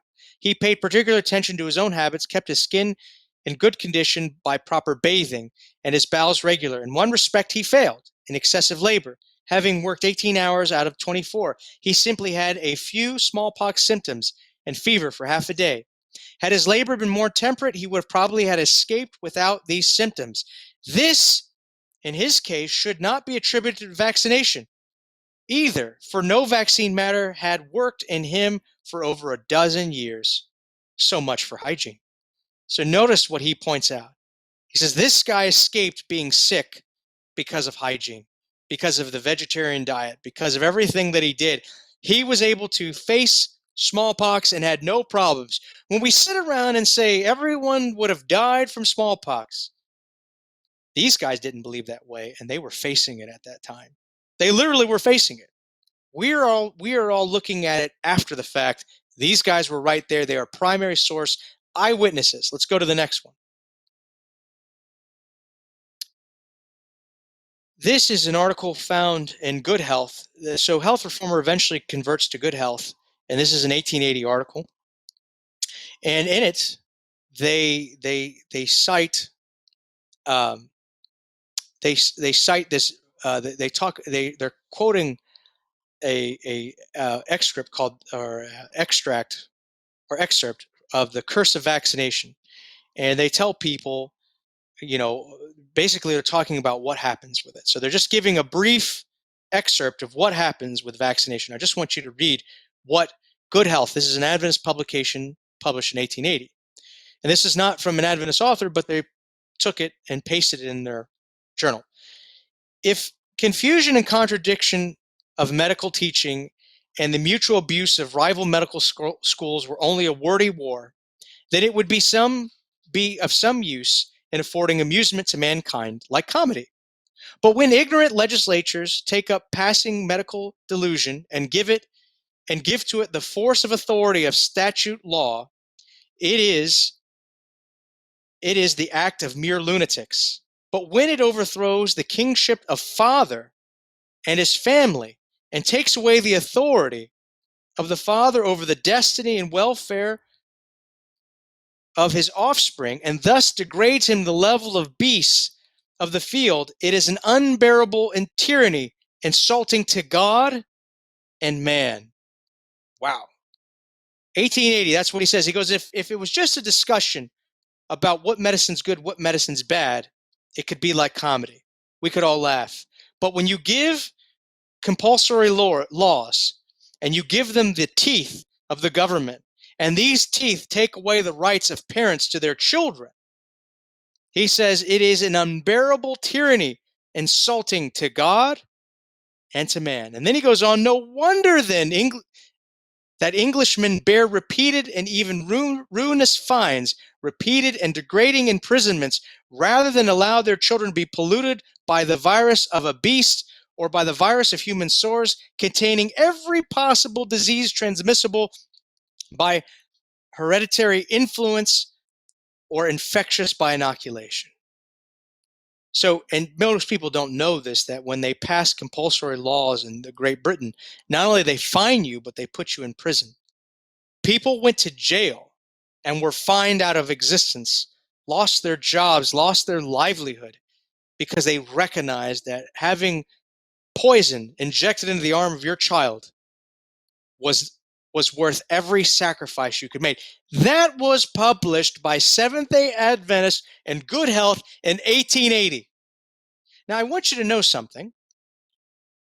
Ellen White was alive in 1880, and she had read these publications. And guess what happened? She wrote a letter to some of the editors saying that you need to be careful about your extreme opinions. The only problem is those extreme opinions were in regard to adopting a very, very strict plant-based diet, disallowing eggs and milk. That's the extreme opinions that she rebuked. She never said one word about this being an extreme opinion. Not one word against this. Not her husband, not her, not anyone else. And even those who supported vaccines still felt that this type of action, this tyranny, was awful. Let's go to the next slide. He goes on, and I'll read the rest of it. He says that surely there is no nobler work for the citizens of the United States than to join hand in hand with the anti-vaccinators of the United Kingdom to put down the curse of vaccination. You nobly followed our example to put down Negro slavery. Now follow our example and give us a helping hand to put down the serfdom of white people to the despotism of Dr. Kraft and overturn the superstition of vaccination with his numberless pollutions and its numberless slaughter of infants. That's crazy. That's how they linked the tyranny of vaccination. They linked it to slavery. And they said that if you were against slavery, be against the slavery of forcing poisons into the body. Let's go and skip this slide. I could read more, but we're going to move on. This is an article published by an anti-vaccination journal publication. This was published in 1883. And you can see it. It's the Vaccination Inquirer and Health Review. And you'll notice a familiar name. And it is, yes, the very J.N. Loughborough that we just read a couple slides ago. His opinion, notice what he says. Mr. J.N. Loughborough writes from Battle Creek, Michigan. So he's writing in to this anti-vaccination society. He wasn't rebuked by anyone overdoing this. Our steamer, the City of Rome, left Liverpool on October 10th, 1833. No move was made until we were on the Outer Banks of Newfoundland, when the immigrants were notified as to vaccination, causing some stir amongst them. One man exhibited his right arm, which was paralyzed as the result of vaccination, and remarked, "I think I've had about enough of it." They told him to keep quiet and went on huddling the steerage passengers down into one of the lower rooms. I went to the head of one of the stairways to watch the performance. The operator assisted one by one of the stewards set to work. An arm was bared and scratched with the lancet, which, without being wiped, was dipped into the vaccine matter, then plunged into another arm, and so on alternately. Of course, when 1,000 passengers have to be vaccinated, there is no time for ceremony, and perhaps they thought, being only steerage passengers, it did not matter how they were treated. I turned from the scene of indiscriminate diseasing to scatter more of your anti-vaccination literature amongst the passengers on board and resolved to do all I could to expose the mischievous delusion. Doesn't sound like Mr. Loughborough was on board with that type of tyranny. This is a pioneer. He was not on board with it. He's literally spreading literature on a boat, seeing the horror that is happening with vaccines. Our own pioneers. You ask me, was Ellen White with these guys? Maybe. Was she against them? Certainly not. Certainly not. Nothing that she wrote said, hey, J.N. Loughborough, don't do that. Nope. Not one word, not one publication telling him to knock it off. Let's go to the next one. This is a brief advertisement in the Health Reformer in 1874, and it's about this book called The Horrors of Vaccination by Dr. Schifferdecker. Let's go on to the next slide. So they're actually even advertising books for you to read, and I just want you to, just as a brief excerpt from his book, to see the kind of taste of it. This was published in 1870. So even in our own publications, we're telling people, hey, go check this book out. It's not written by an Adventist, but it's good. This is what he says: the systematic poisoning of our race, done in the name of science, and the vast army of physicians who ought to protect the public health, are agents authorized to spread a malignant virus through the world. Not content with infecting the blood of adult and the age, they take the helpless infant from its mother's breast. With the lancet, transplant a virus concentrated by disease into its pure blood, and thus compel it to contend for the rest of its life with a disease which otherwise would probably never have known. This method of wholesale devastation, which sends thousands annually to premature graves, which shocks no one, which the law encourages instead of punishes, is called vaccination. That's the type of thing that we were encouraging our people to read in our own publications. There's more. There's so much more here. So much more. I will go through. I'll try to go rapidly. This was published, this is John Harvey Kellogg. This is published in 1877. He says this: we do not wish to be understood as advocating vaccination. We only admit the possibility of its utility as a protective means among people whose dietetic and otherwise habits cannot be controlled. So he says, hey, look, it may be helpful. That's what he said in 1877. So like I said, there were people who did support it, but he says this: personally, we should never think of resorting to it. That's what he says. Personally, we should never think of resorting to it. We have found rigid hygienic living to be a perfect protection while visiting the most aggravated cases of the disease in New York, not suffering the slightest symptom of it, though frequently and thoroughly exposed. Now, Kellogg does change his opinion, as you will see here. Let's go to the next one.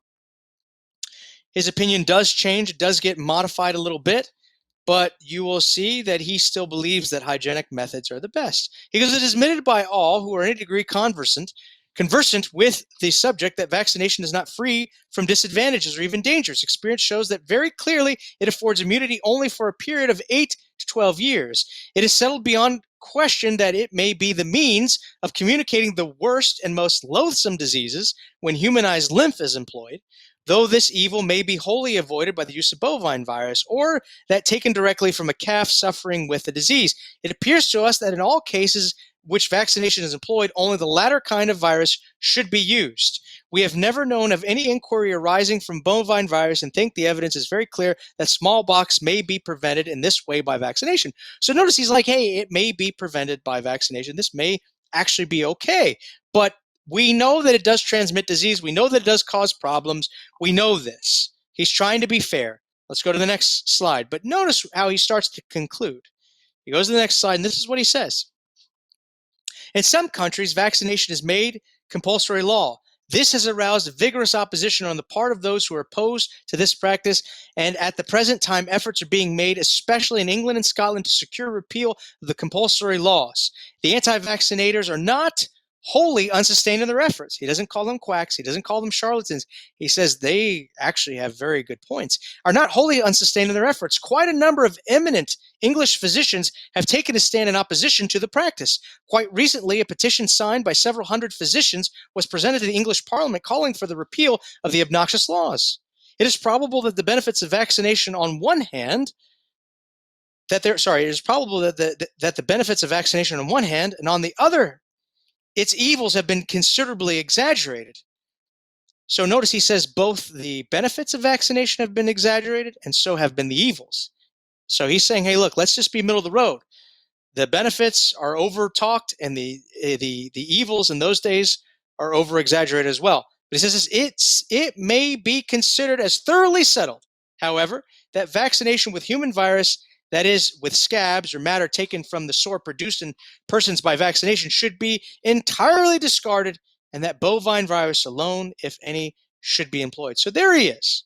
Kellogg's trying to be as fair as possible in 1896. But his opinion does change. And here it is in 1901. Let's go to 1903. This is what he says here. They asked a question about drugs and vaccination. He says this: drugs should be used as sparingly as possible. They are only useful when necessary. Vaccination is not an ideal method of preventing smallpox, but if one must have either vaccine disease or smallpox, vaccine disease is certainly preferable. There he is, 1903. He comes down harder on vaccines. Now, eventually, when he leaves the church, he adopts evolution. He believes in eugenics, and he supports vaccination. Just take that as you meditate on the idea about Kellogg's position on vaccines. While believer in Christ, that's what he had to say. Let's go to the next slide. Now, I want to talk about this because we've been told a lot lately about the plight of blacks in America and how they've suffered and everything like that. And there's been riots and rallies and all kinds of things for Black Lives Matters. And people talk about that and they say, "Hey, we got to talk about race and we need to do something about it." But I want you to see something that vaccines cuts across all races. And this was an article. This was a brief excerpt from the news published in the Advent Review and Sabbath Herald in 1897. And I want you to see something here, because it's not just tyranny on black people. It's not just tyranny on white people. It's tyranny on everyone. But what you must understand, if you're black and you care about Black Lives Matter, and you care about black people's rights, just know that vaccine history is not on your side. And you should be skeptical if all you care about is race alone. This is what it says.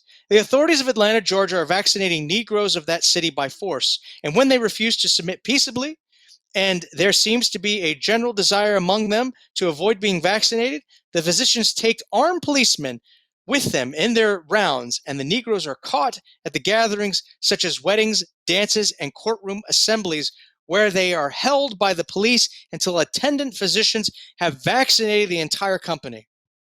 I just have to ask, and all the protesting about this and that, about these rights and that's rights, how come this was never brought up? That is awful, to attack people and grab them and forcibly puncture their skin. And guess what? This is coming for everyone. This isn't just for the blacks. This is for every person who is not going to be a part of the elite. Let's go down. Here is an article taken from a newspaper. And this is from the Baltimore Morning, the Sun, the Sun. And this was published in Baltimore in December 8th, 1897. And listen to what it says here. This is pretty crazy. He says this, talking about a similar event. The colored people of Atlanta are just now in the clutches of smallpox scourge, and their opposition to the application of vaccine virus, together with the rapid spread of the disease, has urged upon the Board of Health the necessity of heroic action. I like how they're going to define heroic action. The difficulties are complicated by the persistence with which the colored people elude the vigilance of the physicians sent out to vaccinate them. And in not a few instances, serious encounters have been the results of the efforts to inoculate. These people herd together in huts and in tenements, and this, combined with the roving propensity of the race, has conduced to a spread of disease. So notice they're blaming them because they're poor. They're blaming them because they travel. They're blaming them because they don't trust. Black people did not trust smallpox vaccines. Why? Because they could see firsthand the deaths that it caused. And so they say, we got to do something about it. We got to force this on them. So notice what happens. The situation has brought forth a unique suggestion from Dr. J.F. Alexander, president of the City Board of Health. At present, there were nearly 100 cases of the malady at the pest house. Fortunately, the type is exceedingly mild, owing to the fact that the virus injected into the systems of many of the victims years ago has not yet lost its potency. But Dr. Alexander says that unless this pestilence is speedily stamped out, it will gain a foothold, which will eventually be difficult to overcome. Dr. Alexander suggests that a boycott be declared against the colored people who refuse to submit to vaccination. And unless they can exhibit the scars of a recent inoculation, they shall not be employed for work in the city. Thus, he says, they will be sure to bring them to reason and obviate the danger which threatens the colored populations. Isn't that nice? He loves them so much that he's willing to take these poor people and take their jobs away. He's going to force them to take the vaccine. This is all in the manner of helping people. That's what they're willing to do. They are willing to do that. And I want you to know, while they got some people who were quite racist to do this, guess what? This is the plan for everyone. You won't have a job. You won't be able to work. you won't be able to go places. If this was obnoxious and odious to freedom then it should be today. And think about this. Someone in the Review and Herald thought that this was no newsworthy and published in there. Without comment, they published this type of stuff there. This is an article from a secular newspaper. But let's go on. Let's go to the last one here on this subject. He says this. This article was published in the Atlanta Constitution, or the Constitution, in Atlanta, Georgia, in 1901. And this is what it says: Charleston, South Carolina. What was claimed to be high-handed work of undergraduates, they took undergraduate doctors. These weren't people who graduated; they were undergraduates. They didn't even have their medical degree, and appointed by a board of health as special vaccinators. They were given this special privilege. They weren't doctors. Has brought up red-hot discussion in Charleston by all semblance of scandal, has been averted by the discharge of the young men. So they were fired. Recently, when the smallpox situation caused the health authorities to immediately step to have compulsory vaccination, a number of the students from the medical college were employed to vaccinate Negroes at 6 cents per patient. The Negroes complained that they had not been properly treated. One Negro who was hurrying to get to a burial certificate for a relative who had already been vaccinated was seized by a young doctor and his attendant and subsequently sent to jail. Why? Because they didn't want to be vaccinated. So they sent him to jail because he refused to allow his arm to be scratched. It was reported that some of the boys acting as physicians had seized a Negro woman while dressed in their finery, and it was even charged that the clothes of the woman had been cut and torn that the operation might be more easily accomplished. When the trouble was brought to the attention of the Board of Health, the doctors were immediately fired. See, they were empowered to go out and do this. And they thought because these people were poor, because they were underclass, they could do to them whatever they want. I have big news for everyone. You're all going to be considered underclass. You may think, well, that's just, due to racism. No. This is what you call medical tyranny. And this is what we're headed to. But I want you to see something here, because we often talk about blacks and we often talk about racism and things like that. And this is never mentioned as a species of racism, the way medicine has treated black people. Look at this next slide. This was a champion of abolition. This is the Honorable Frederick Douglass, and this is what he says about vaccination. This was taken from this book, as you can see in the upper corner there. He says, I am with you in your opposition to compulsory vaccination. My logical faculty was offended at it long ago. At best, it was simply boring one hole to stop another, and now it seems not even to do that. If men die of smallpox after vaccination, you do me justice when you count me on the side of liberty and opposed to every species of arbitrary power. I am for the largest liberty of thought and conduct this side of crime. I am no more in favor of such power when wielded by a majority than by an individual. That's what he says. Somehow, vaccination just not mentioned. Imagine that. And here he is standing firm against it. Because why? He recognizes liberty. Let's go to the next one. Now, these are some other publications. These are some other publications where we're going to see some other opinions about vaccination and compulsory vaccination. This article was done by MC Wilcox, and so he took an excerpt of another article from a paper in California. This is in Signs of the Times. And he's quoting from an article in a newspaper in California, and this is what he says, or this is what he quotes. So this is what he quotes, and listen to this. The American people will never submit to compulsory religion. Amen. That is something which, with compulsory vaccination and belief in ghosts and fairies, belongs back in medieval times when the smartest people didn't know any better than to close their eyes and accept any kind of religious doctrine which those in power saw fit to cram down their silly throats. Now, this is mind-blowing. He literally says that the ideas of compulsory religion, forcing people to believe as you believe, ghosts and fairy tales, all belongs in the same category as compulsory vaccination. In other words, the ignorance and superstition when people believed in things out of superstition, like follow the science type of thing. Oh, we're just following the science. No, you're following superstition. He says that type of thinking belongs to the Dark Ages, and no one should submit to it. And he has a very high view of the American public. If he knew what the American public was today, he would repent of ever writing that the American people will never submit to it, because American people will. They already have. We just don't call it religion. We call it science, even though it's not. Let's go to the next one.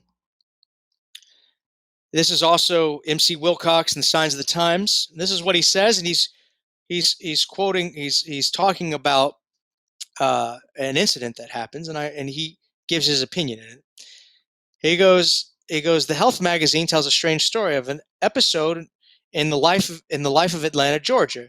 It seems that a company of ministers, lawyers, doctors, and other representative people met to form an anti-vaccination society, as they had a perfect right to do.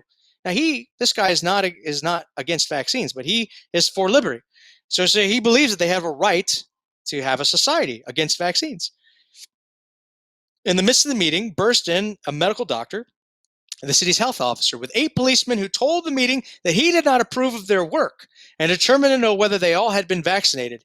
He did not vaccinate anyone that night, but threatened them with arrest if they should not submit. Later, one of the gentlemen was followed and arrested and thrown in jail, brought into court, and was set free, as no charges could be held against him. The arrested man had no redress.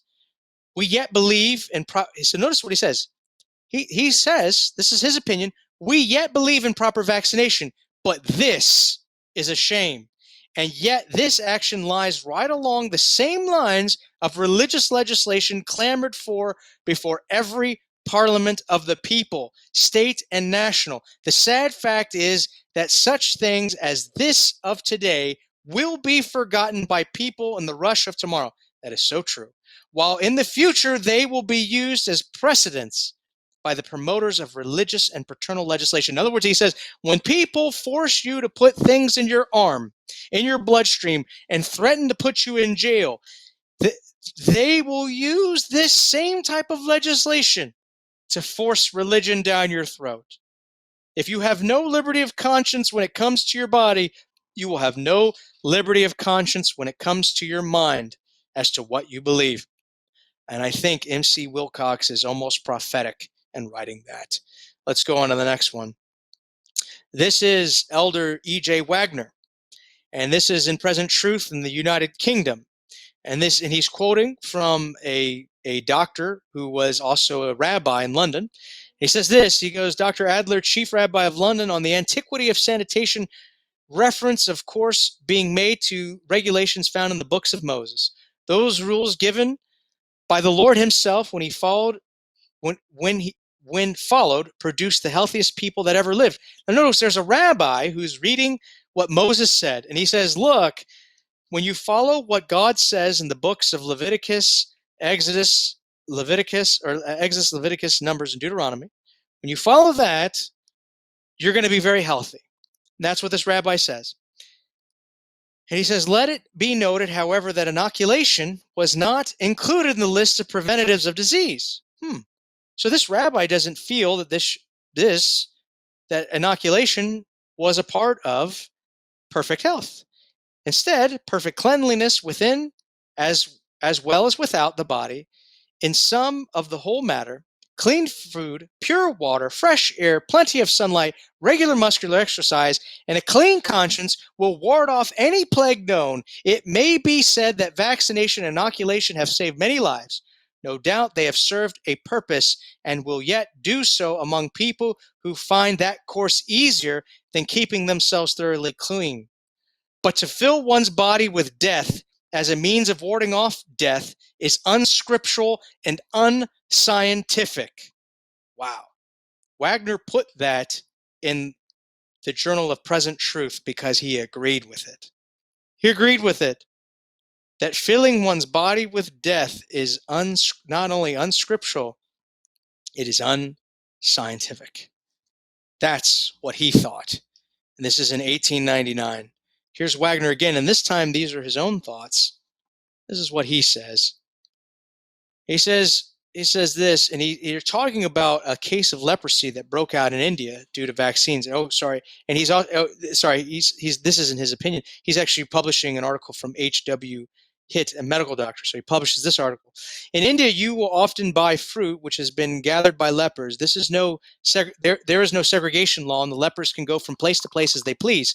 Another great means of spreading the infection, to my mind, is the method of vaccination, the use of human lymph to vaccinate their children. And in this way, many of them take leprosy and other diseases.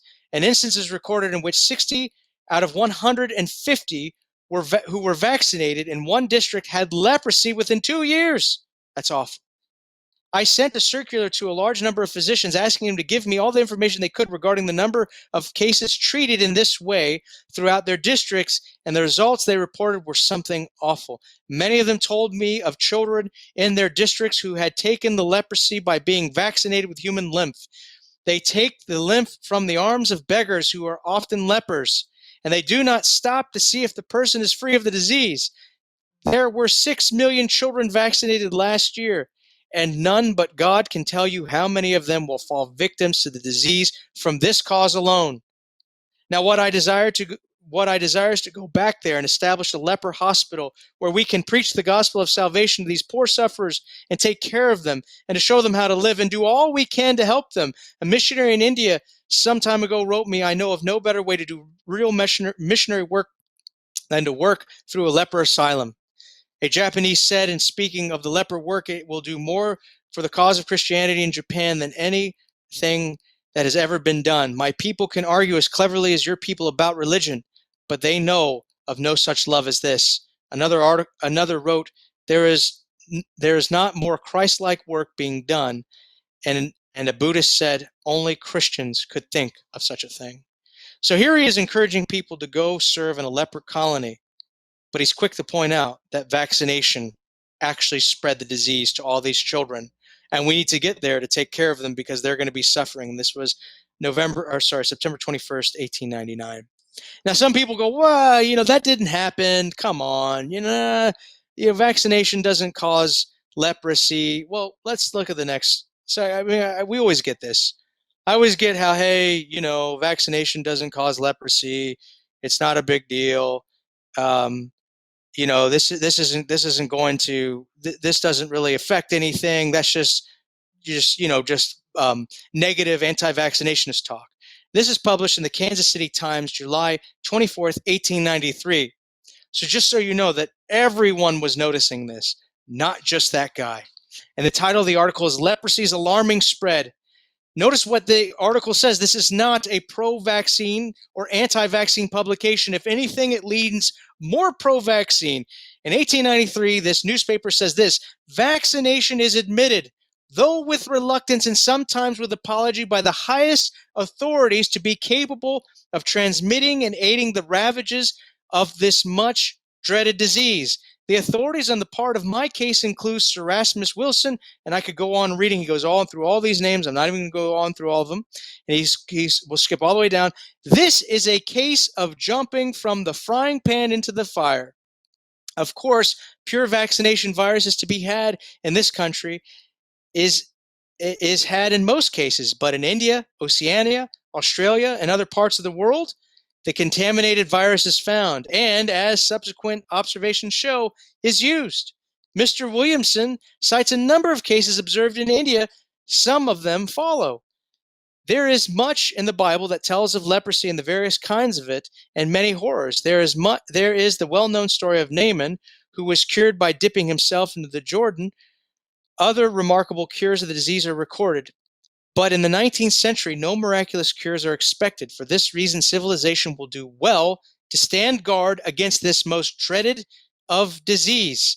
If impure vaccine virus alone causes the alarming spread, the remedy should not go long unprovided. Wow. In other words, get rid of that impure vaccination, get rid of that, do something else. Give pure vaccine. They admit that it was causing leprosy. Leprosy. I don't know what you need to know that's worse than that, but that's pretty darn bad, especially if you take the Bible seriously. Let's go on, since he mentioned Australia. Going to the next slide. This is the Australian version of Good Health, and this was edited by Dr. Daniel H. Kress. Dr. Daniel H. Kress, you will find, was actually a good friend of Ellen White. He served with her while they were in Australia, and he was first and foremost in developing the health work. Here's some of the things that he cites regarding vaccination. This is an article in 1903. All right? This is what he says. Every precaution should be taken to prevent the spread of disease. As a usual thing, however, the precautionary efforts are all along the same line of compulsory vaccination. Past experience has fully demonstrated that compulsory vaccination will never prevent the spread of disease. In 1853, the act was passed in England making vaccination compulsory. But in spite of this, from 1857 to 1859, more than 14,000 died from smallpox. And from 1863 to 1865, there was another epidemic, and 20,000 succumbed to the disease.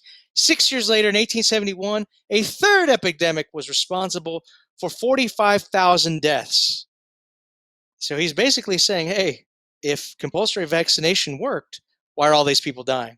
He goes on, Prussia adopted the Compulsory Vaccination Act 20 years before England, and the authorities were very strict, not one escaping from being vaccinated at least twice, first in infancy and when again starting upon school life. In 1871, 35 years after the passing of the Prussian Act, a terrible epidemic passed all over Europe, and no less than 124,000 vaccinated and revaccinated citizens were carried off.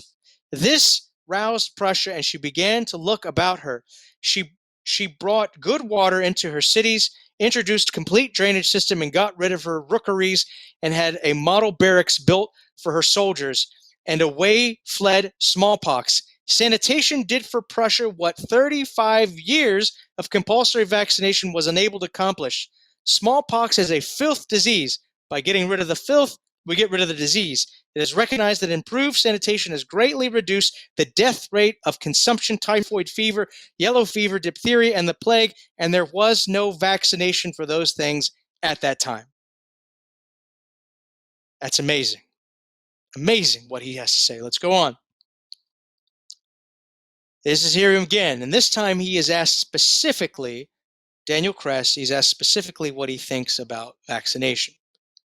And so in this slide, he says the following. I think it's the next one. There we go. They ask, is it necessary to inject poison to protect from smallpox? They're asking about the vaccine. Notice what he says, and he's reluctant to say this. In regard to vaccination, I've always kept quiet. Personally, I've never been able to see any physiological reason. This is Dr. Daniel Kress, who was a medical doctor. He actually went to University of Michigan. He was trained there. So he has a medical degree from the University of Michigan. He studied medicine like any other regular doctor. And after studying for so many years and practicing for so many years and becoming convinced about the efficacy of the health message, this is what he has to say. Personally, I have never been able to see any physiological reason why it should ever be necessary to inject a deadly poison to protect from any disease. Even if it should protect from that disease, it would prove injury to the system and invite other diseases. There are many other means of protection which are equally effective and less harmful than the vaccine. The principal means of protection is a healthy body. Germs are unable to injure a healthy man. So build up the general health is the natural means of protection against smallpox. I remember vaccinating one young woman a few years ago during a smallpox scare. She was a fine girl, about 19 years of age, with rosy cheeks. I performed the operation aseptically as possible. This young woman nearly lost her life. I declared then that I would never vaccinate another human being. After this, one of my patients who was going to the southern states of America, where smallpox was prevalent at the time, requested me to vaccinate him. I did not refuse outright, but reasoned with him like this. You might come into contact with diphtheria. Why not have a little serum injected to protect against that? And with yellow fever, consumption, and other diseases you are constantly in danger of meeting. He decided that he would not be vaccinated. Observance of the laws that govern our being is the surest preventative against smallpox or any other disease. If you obey, I will bring none of these diseases upon you that I've brought upon the Egyptians, is the promise. Now, we don't understand his argument here, where he says, I did not refuse outright, but reasoned with him this, that you might come into contact with diphtheria. Why not take a little serum? Why not have a little serum injected to protect against this? And so with yellow fever, consumption, and other diseases, you are constantly in danger of meeting. What was his point with that? Because today we get injected for all these things. His point was you're just taking poison upon poison upon poison, and you're gonna make yourself sick. You can't vaccinate for every disease. You have to build up the body. That was his argument. See, today we vaccinate for every disease. We do not build up the body. This is a guy who's practicing health reform as it was given to the church. And this is what he says, hey, you can't vaccinate for every possible disease. But what you can do is you can build up the body and you can use natural means. That was his take on the health message. And guess what he didn't get? He didn't get a letter saying you better knock it off with your unbalanced opinions. He never got that letter. He never got a letter saying, wait a second, Dr. Kress, Ellen White, have been promoting smallpox vaccine. I recognize that it's healthy. I recognize that it's safe and effective. I recognize all these things. How dare you write that? You are undermining the church. You are bringing up controversy. You are saying things that are not true. She never says any of that to him.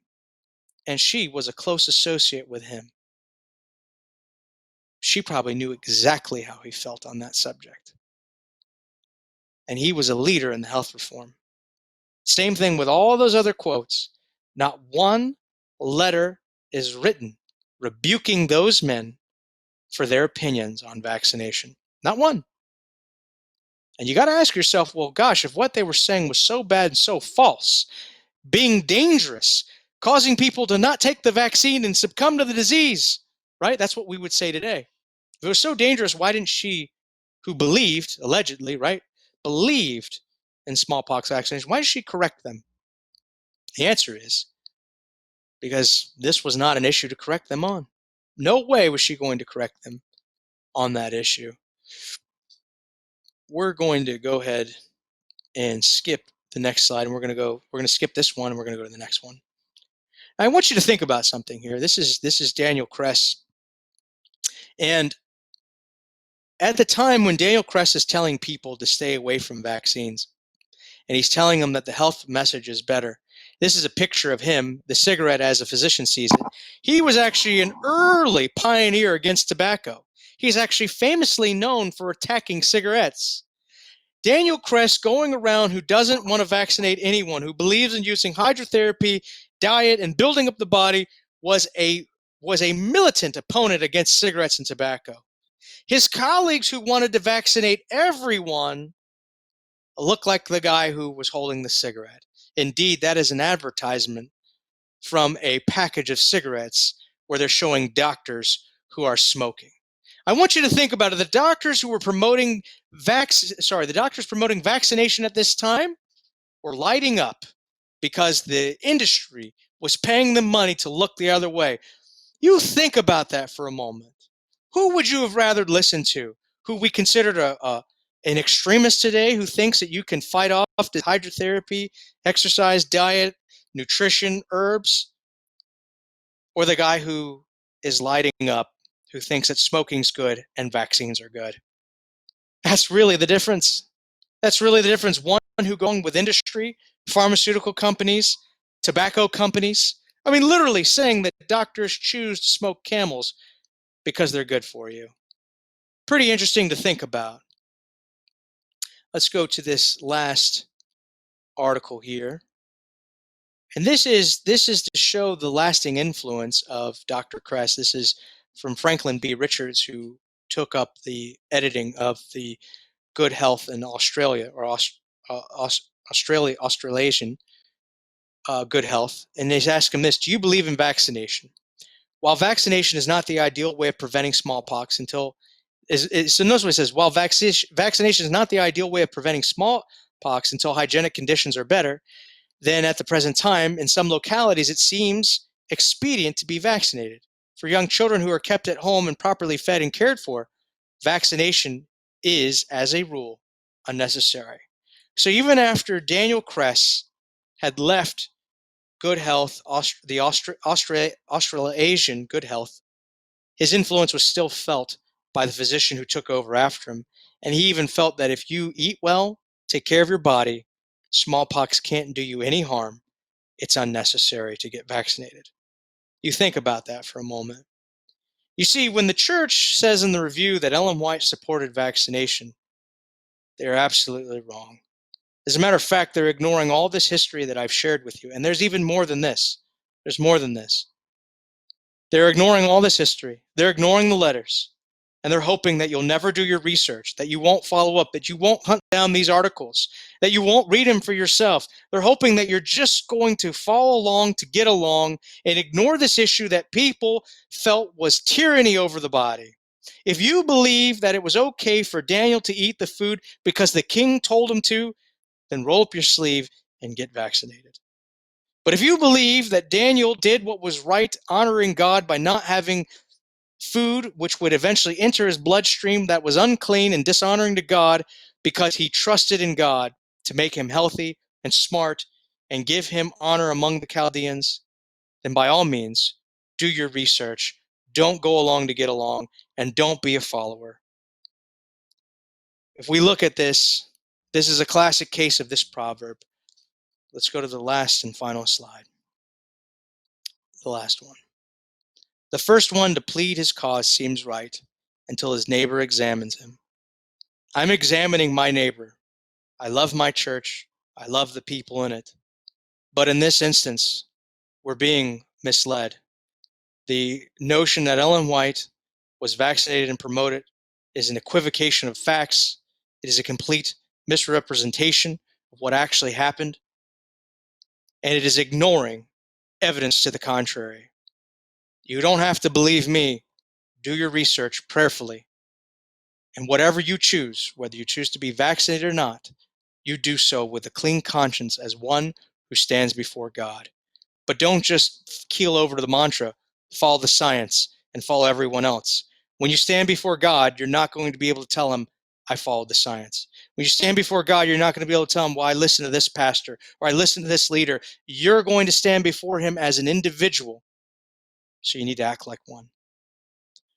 With that, we close in prayer. Let us bow our heads. Gracious and Heavenly Father, I thank you for this day, Lord. I thank you for the times that we're living in, Lord, because I believe that you're going to purify your church. You're going to raise up individuals who are going to stand for truth though the heavens may fall.